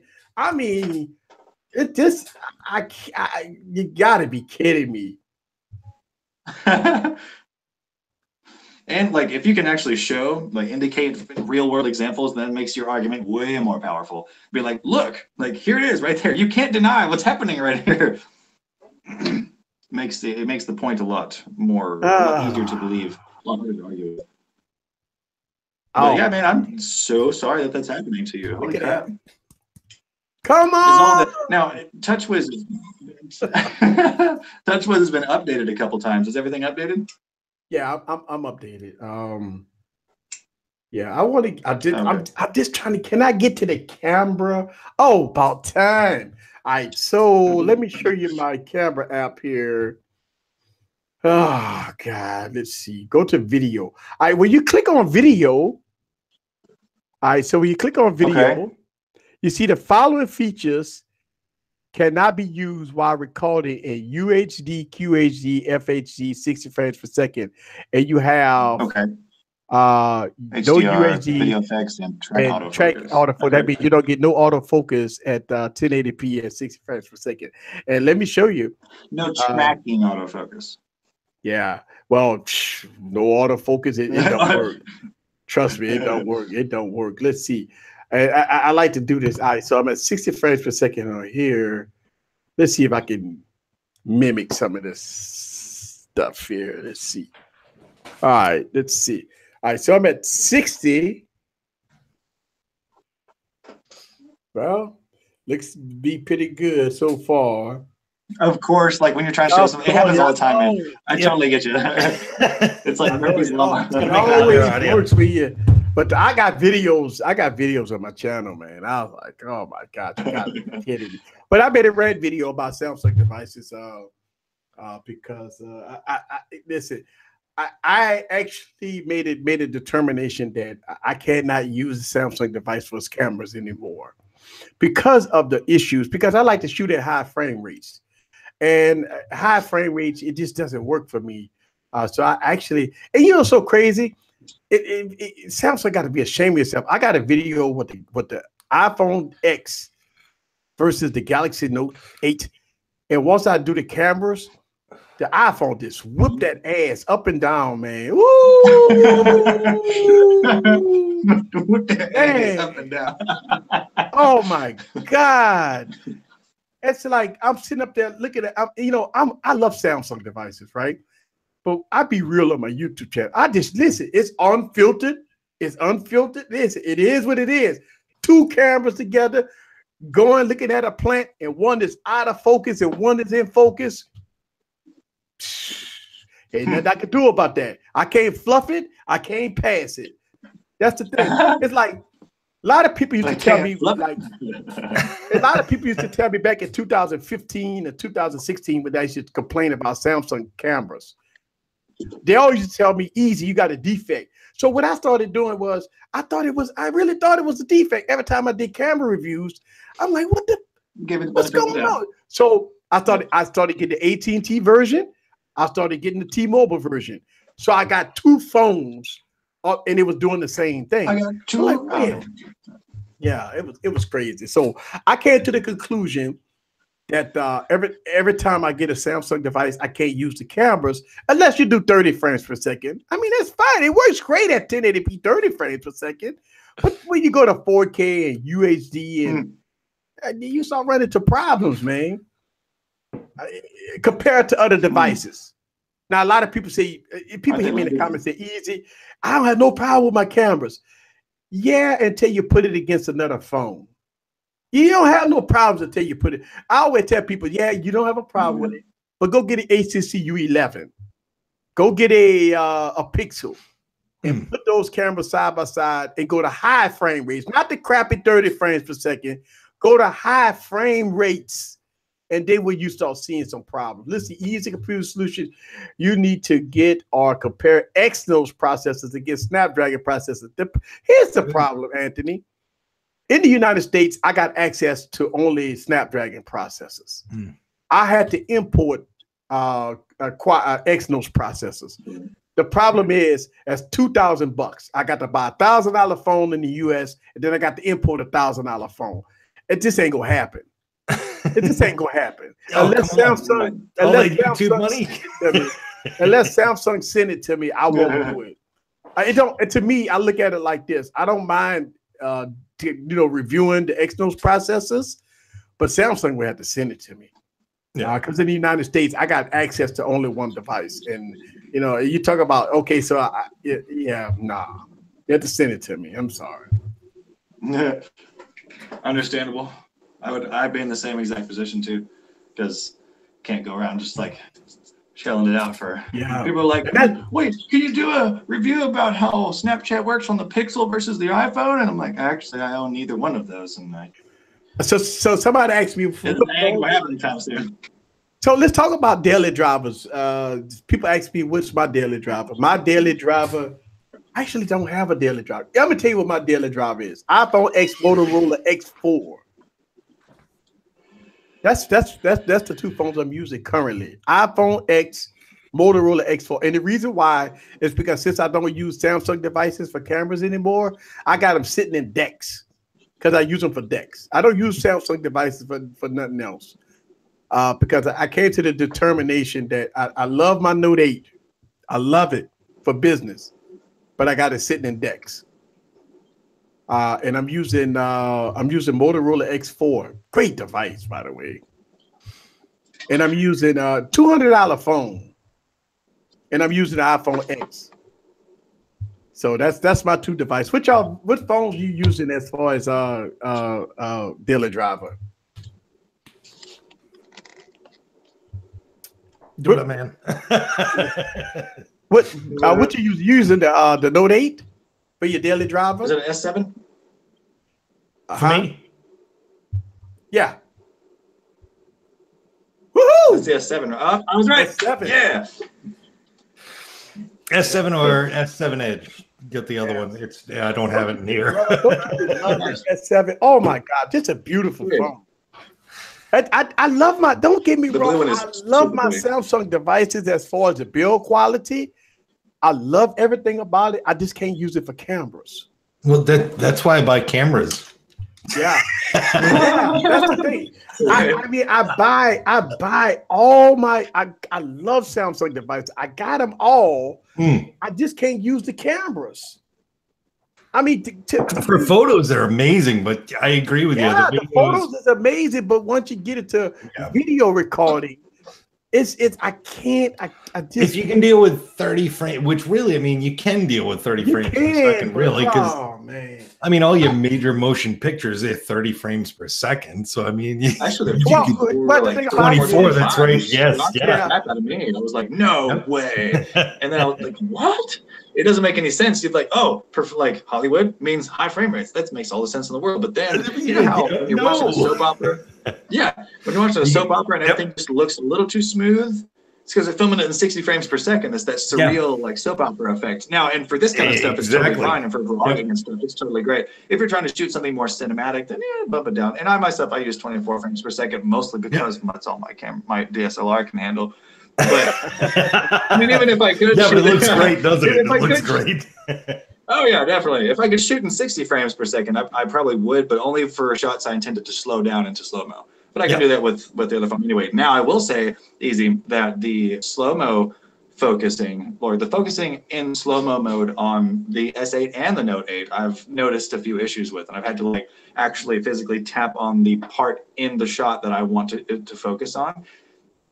Because I've noticed, like, say I get in on the computer, I'm editing it, right? And then I look at it, I'm like, God, why does it look so bad? And that's the whole thing. If you think about this, right? If you do an unboxing, you only got one chance, right? It ain't like you could put the plastic back on it. No. So you unbox it on the phone, and then you want to use a phone to record. Because I mean, listen, on this YouTube channel, I stopped using my DSLR. Right, because smartphones has been very good, very quality for me.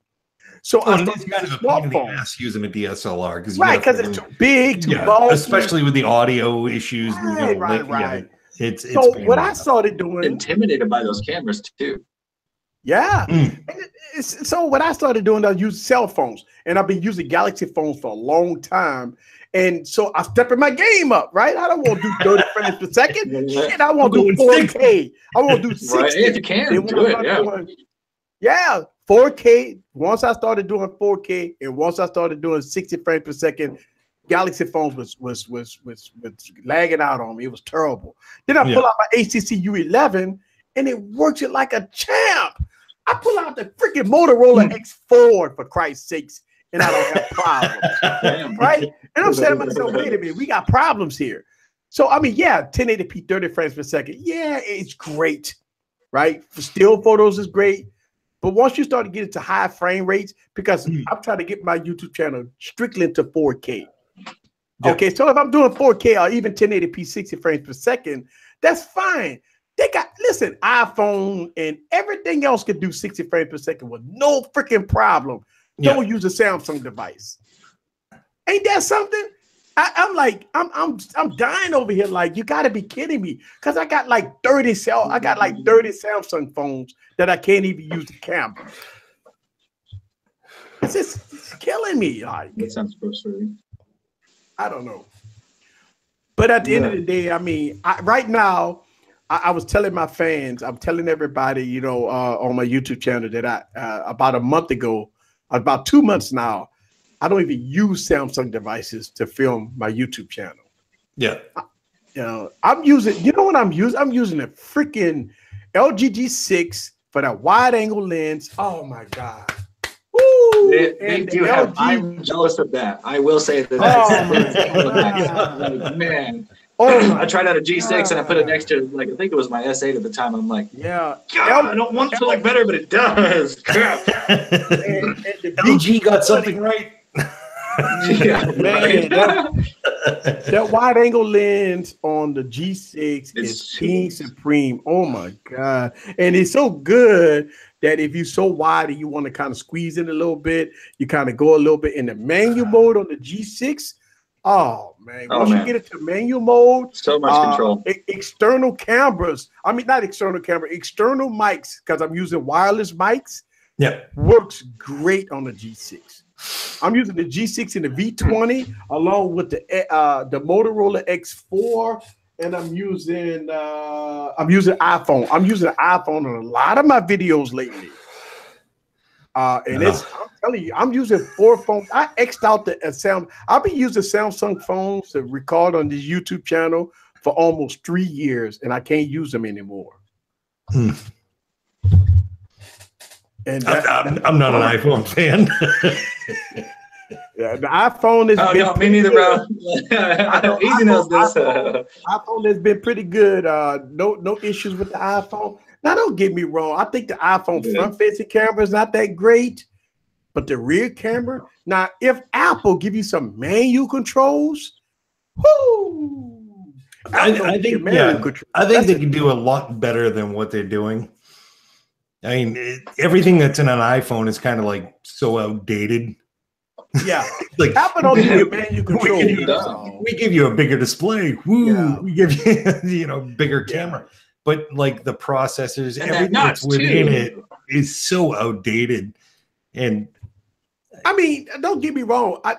To me, I'm not even gonna lie to you. I've been using the LG G6 and the V20 to do my YouTube channel with the wide angle lens. Oh my God, man! I forgot all about those. The V30 phones. do like. Yeah, the V30 also could do it too. Yeah. Can't they do like isn't the aperture like f1.4? Yeah, they got some crazy low. Yeah, with the V30, super low light right there. Yeah, you can take the footage on the V30 and edit it out, because they got the log mode, which you could take it and put it on your Adobe Premiere Pro and Final Cut Pro, and you could do a lot of enhancements. You could do enhancements. That's what's king supreme. That's what I'm talking about. Not only you I just started using Adobe Premiere. Really? It's crazy software. It's awesome. It just takes forever to learn. Yeah, I tried to resist it for a long time, because like in looking for video related jobs, everybody's like, must have over 1 year of experience with Adobe Premiere, and I'm like, I don't know how to do that. And then like everybody's Adobe this and Adobe that, and I'm like, I don't want to give in to the hype, But then I was like, you know what? Fine, like I'll see. There's obviously something to it. Let's check it out. And then like within a few hours, I was like, holy crap, this is awesome. Yeah. But here's the thing: with Adobe Premiere Pro, you need a PC with power, man, because you're not screwing around with the. You've got one. You've got one. I already heard about. That's what I'm. You've got one. And you know what? Adobe Premiere, especially with you doing 4K. Like, let me tell you something. When I was using my desktop, I actually have to put box fans on my PC when I'm using my desktop. Yeah, I have to have a warmer on mine, or a cooler, excuse me, a little USB thing. I have to stick it up under there. Yeah. Yeah. I don't mean But with my gaming laptop, with my gaming laptop, I don't have no problem with 4K. But when I use my my stationary PC, I have i7 processor, a lot of gigs of RAM. It just gets so freaking hot once you start editing. Hell yeah! Premiere Pro, yeah. Especially like you said, 4K. God, file sizes are huge. Oh yeah, yeah. You talk about if you do 4K at say about 5 or 8 minutes, you're talking about 2 gig, 3 gigs of data. Yeah, it's very big, but I do like. And look, I like not using my DSLR. It's too bulky. It's too freaking expensive. I mean, it is, but yeah, $5,000 for it, and it's too big. It's too bulky. You got your cell phone in your pocket. Got a quick tripod, and boom, you can do a video. So I don't know. I like smartphones. Smartphones are portable. It's easy, especially if you got a good camera like a G6 V30 Pixel. If you go use high frame rates, don't do Samsung. If you go 1080p 30 frames per second, then you can do Samsung. But other than that, I can't use. It hurts me, man, because I got so many Samsung phones and I can't use cameras. All this money. Another thing about the DSLRs versus cell phone cameras, like if you're somebody who goes around, because I've recently tried to get away from the desk and film videos in public, just because it's more engaging that way. Like there's so many tech YouTubers that like a lot of it is just talking head videos, which I mean, there's nothing wrong with that, but I'm trying to experiment with different ways to keep people's attention. But you try to go to you just walk around, like you go into a store, or like walking around Denton with my buddy Cody, like we'd walk into a bar and I'd have like DSLR with the fluffy little mic on the top and the curved, like the whole thing, like that whole, it's so stereotypical, but they'd be like, hey, blah, blah, blah, like, what are you doing? But had I been walking around holding my cell phone up like this, they would have found nothing. Yeah. Nobody would say shit. Yeah, but like you go around and do this, walk into a store, everybody's like, oh. You can't do that. You're not Casey Neistat. It goes the same place. Yeah. It goes the same place, though. Like, both of them can record people doing something that they might not want to be seen doing, and both of them can then move that footage to online and spread it everywhere. They're exactly the same thing, but it's just like this big, chunky thing. It's like, oh, it does something. People are like, oh no. Yeah. But you can Snapchat all day in a private club or whatever, and nobody will say nothing. It's crazy. I blame Logan Paul.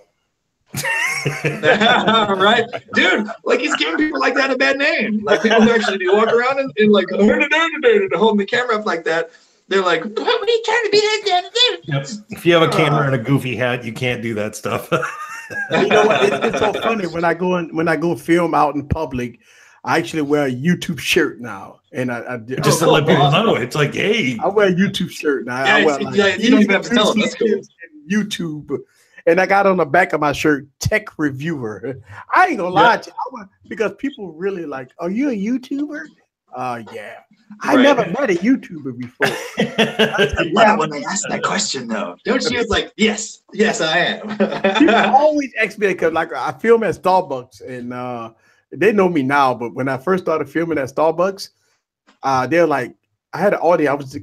I used to live stream at Starbucks. People looking at me, what is this guy? Who is this guy? He's in the corner talking to himself. Yeah, he's sitting in the corner talking. I said, I'm a YouTuber.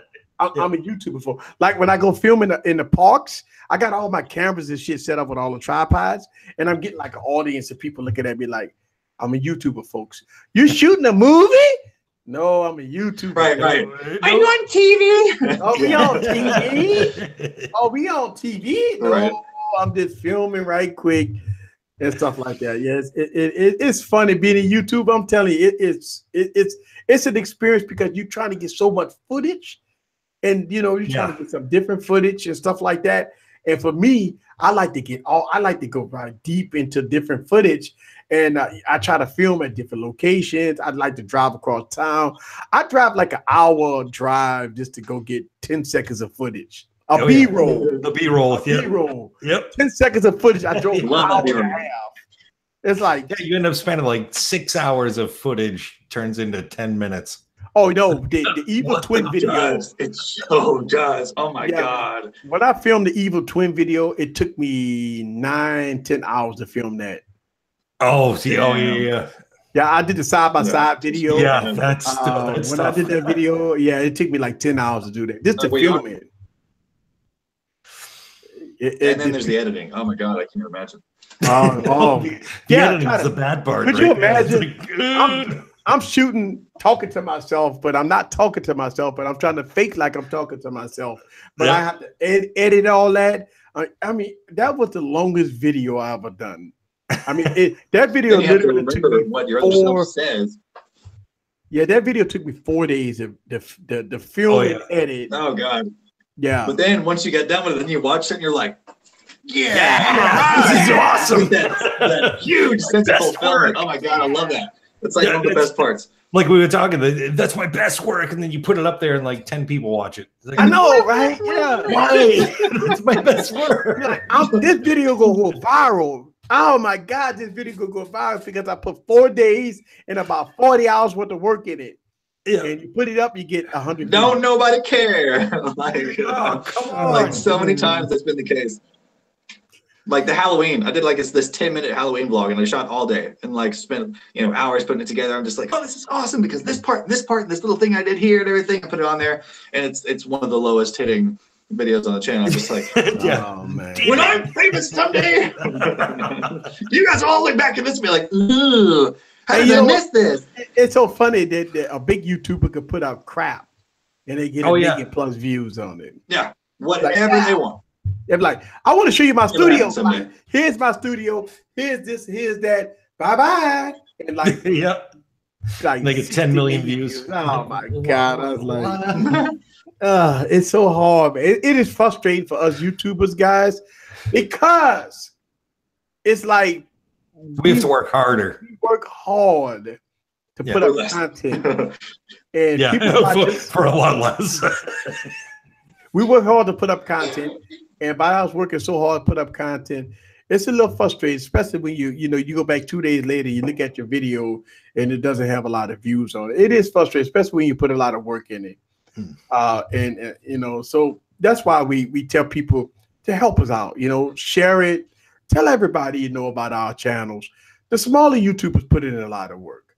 I do see that. The smaller YouTubers, we really do 40, 50, 60 hours a week into YouTube, and we make no money on this stuff. And a lot of people just don't understand. People say, yeah, YouTuber, you make money. And people don't understand it. It's not that. It's not really that. It's not like that. You have to make millions of views to make money. We don't make millions of views. 1,000 views does not mean $1,000. 1,000 views means like $3. Right. 1,000 views does not make you money. No. And you won't see that money for a month. Oh, yeah. It's the best part. So when I see a video that might hit 10,000 views, like, yeah, then I post a video and might get 500 views. I'm like, oh, man, come on. And then I post what am I doing? video. Like, is it dipping? Why is it dipping? And now, is it on its way down? Like, what do I need to do? Yeah. And that's the thing about us YouTubers, man. It's frustrating for us because we look at our analytics every day. You post a video, you worked hard on a video, you put the right tags in, because people always tell you, did you tag it right? Did you tag it right? Of course. I've got TubeBuddy, I know. Right, I got TubeBuddy, right? Right? I'm paying, dude, TubeBuddy is amazing. Right, I'm paying $9 a month for TubeBuddy. So I mean, I'm getting the right tags because fuck, they're putting it in there for me. It's the right tags. I stole them from Markiplier. I know they're the right ones. Exactly. So the tags are right. The thumbnail is right. Everything is right. It's just people. I'm gonna tell you what the problem is. Here's the problem with the average consumer. They look at numbers. They say, "Oh, you only got 600 subscribers. You're not a YouTuber." Right? So they don't watch your stuff. Judged right? by them. I'm screwed. But if you got 1 million subs, it don't matter what video you put out because they see you're a big YouTuber. You big. And it's just I don't know. Let's see. I use the Yeti mic to do some sound effects in the background music with the same animations, but all I get is 100 views. Hey, welcome to the party, man. Well, the Yeti microphone isn't going to give you views. I don't understand that. I got a Yeti microphone. Maybe what they were talking about. Yeah. I think that maybe the reason why I mentioned the brand is because it's because like good brand means good quality. So maybe he's thinking like in his mind, I'm using good equipment, so I know it doesn't suck. Right. So what's the deal? Like I get it and I understand. And like I had 53 subs for 5 months. Oh yeah. Like 5 months and I was elated to get like 80 views. And then it happened. Its timing is huge too. Like keep an eye, like those of you who are trying to get it on its feet and everything. The only reason why mine took off is because the day they announced the iPhone 10, I put out an iPhone 10 rant video and just went nuts. So and like some big news hits the fan or the you gotta jump on it or whatever. Get on that quick because that's when awareness will be the highest. And because it'll be searchable, you have a much better chance of it getting traction and attention than if you do something about something that's happened before. And you know, when for example, during the month of December, I did a 3-video series about smart home stuff because I'm thinking, ooh, smart home stuff is getting really big this year and Black Friday is coming up. So if I put Black Friday tips in these videos about smart home stuff, that's like a double whammy. These things should blow up. Awesome. They didn't. Yeah, they didn't. Everything you think like, is going to take off. Why didn't it work? It's weird. Yep. But at the end of the day, we still do it. And one day, we all gonna be sitting on here saying, "Well, remember way back in 2018, we talked about how we not big and didn't not look at us now. We all got millions of subscribers. We all making money, but we still being true to the game, still being real about it." Yeah. We have a lot more people in the stream, but we make 1 million subscribers, by the way. We have a lot more people in the stream once we get 1 million subscribers. But to me, my turn on slow-mo for the chat window. My methods is not going to change. I've been doing it for so long, and it is what it is. But we go get out of here, man. We way over time. Oh my God! Yeah, I gotta get going too. Way over time. All right, so I'll let y'all guys say y'all last remarks before we get on out of here. Oh God! All right, let him go first. I'm pointing. Another for those like I know that it's like mostly a tech channel, but we got on this thing about YouTube, and I love talking about it because I don't have any other YouTube friends like in real life. It's all digital. So one recommendation. You got me, man. I see you, bro. I see you. You look like somebody I know in real life, actually. Oh, that's horrible. But, I'm no, it's not. I'm not an attractive person. The guy that looks like you is cool. He's a good guy. All right, that's good. For those who are trying to get something off the ground, go and look up a guy named Gary Vaynerchuk. That has been one of the most inspirational. I consider him like a digital mentor because he's been one of the most inspirational people. Period. Oh my God! I'm so glad that I stumbled onto his stuff. Look at that, but also know this: every 13, 15-year-old kid that's like being a successful YouTuber or a YouTube star or whatever is is close to the top of the list of what they want to do. So as they get older or as time goes by, you will have more and more and more competition. If you want to do something, the time to do it is right freaking now, and do not stop, because so many people, they start, they do it for a month and they're like, man, it's not going anywhere, and they quit. Don't be one of those. No. Outwork them, out persevere them, keep doing what you're doing, because the competition will only get stiffer and stiffer. And stay beaming. That's it. Oh, bye, guys. The lifelong prospect thing. Oh man. Yeah. I can do that too. Bye, guys. Damn, how can I can't top that.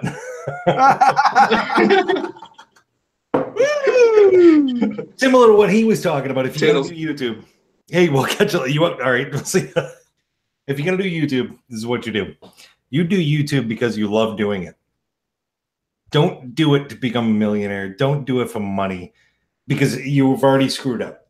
You've already failed. If you're jumping into YouTube to get money, you failed immediately. Do it because you love doing videos. You love entertaining people. And guaranteed, if that's the reason you do it, you will succeed no matter what. Because every time, like, I live stream, or even this, I mean, I live for stuff like this. This was an awesome night. I had such a great time. And I was nervous when we started. I was scared to death. I didn't know what to expect. And it just turned out as a great night. And this is what you live for, not money. Don't look at it as money, like I'm going to become a millionaire, because there's very few people that do. And when they do make money, they end up videotaping dead bodies in the woods, and bad things happen. So yeah, do this stuff because you enjoy doing it. Yeah, and at the end of the day, that's right. You know, look, I got 1,000 videos, guys. So I reached 1,001 videos, and I really do work hard on this YouTube channel.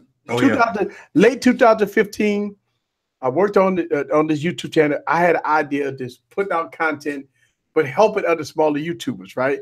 Yeah, I got almost 17,000 subscribers. No big deal, right? I work hard. I look at 17,000 subscribers at 17 million. This is why I work hard. This is why I work hard. Yeah, and that's the other thing too. Help out the other YouTubers. Help each other out and grow the channels bigger. That's the thing. That's my big thing was back in 2015. I reached out to bigger YouTubers. They all gave me the middle finger. Oh yeah. And I said, you know what? I'm going to work hard, but I wouldn't go be that person. I'm not going to be that person and put my middle finger out where other smaller YouTubers need the help. Matter of fact, I do just the opposite. I reach out to smaller YouTubers. Oh, yeah. That's the whole thing. To me, I have people in the background.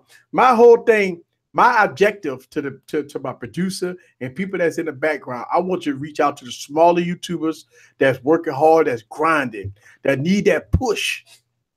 You know, give them that little push.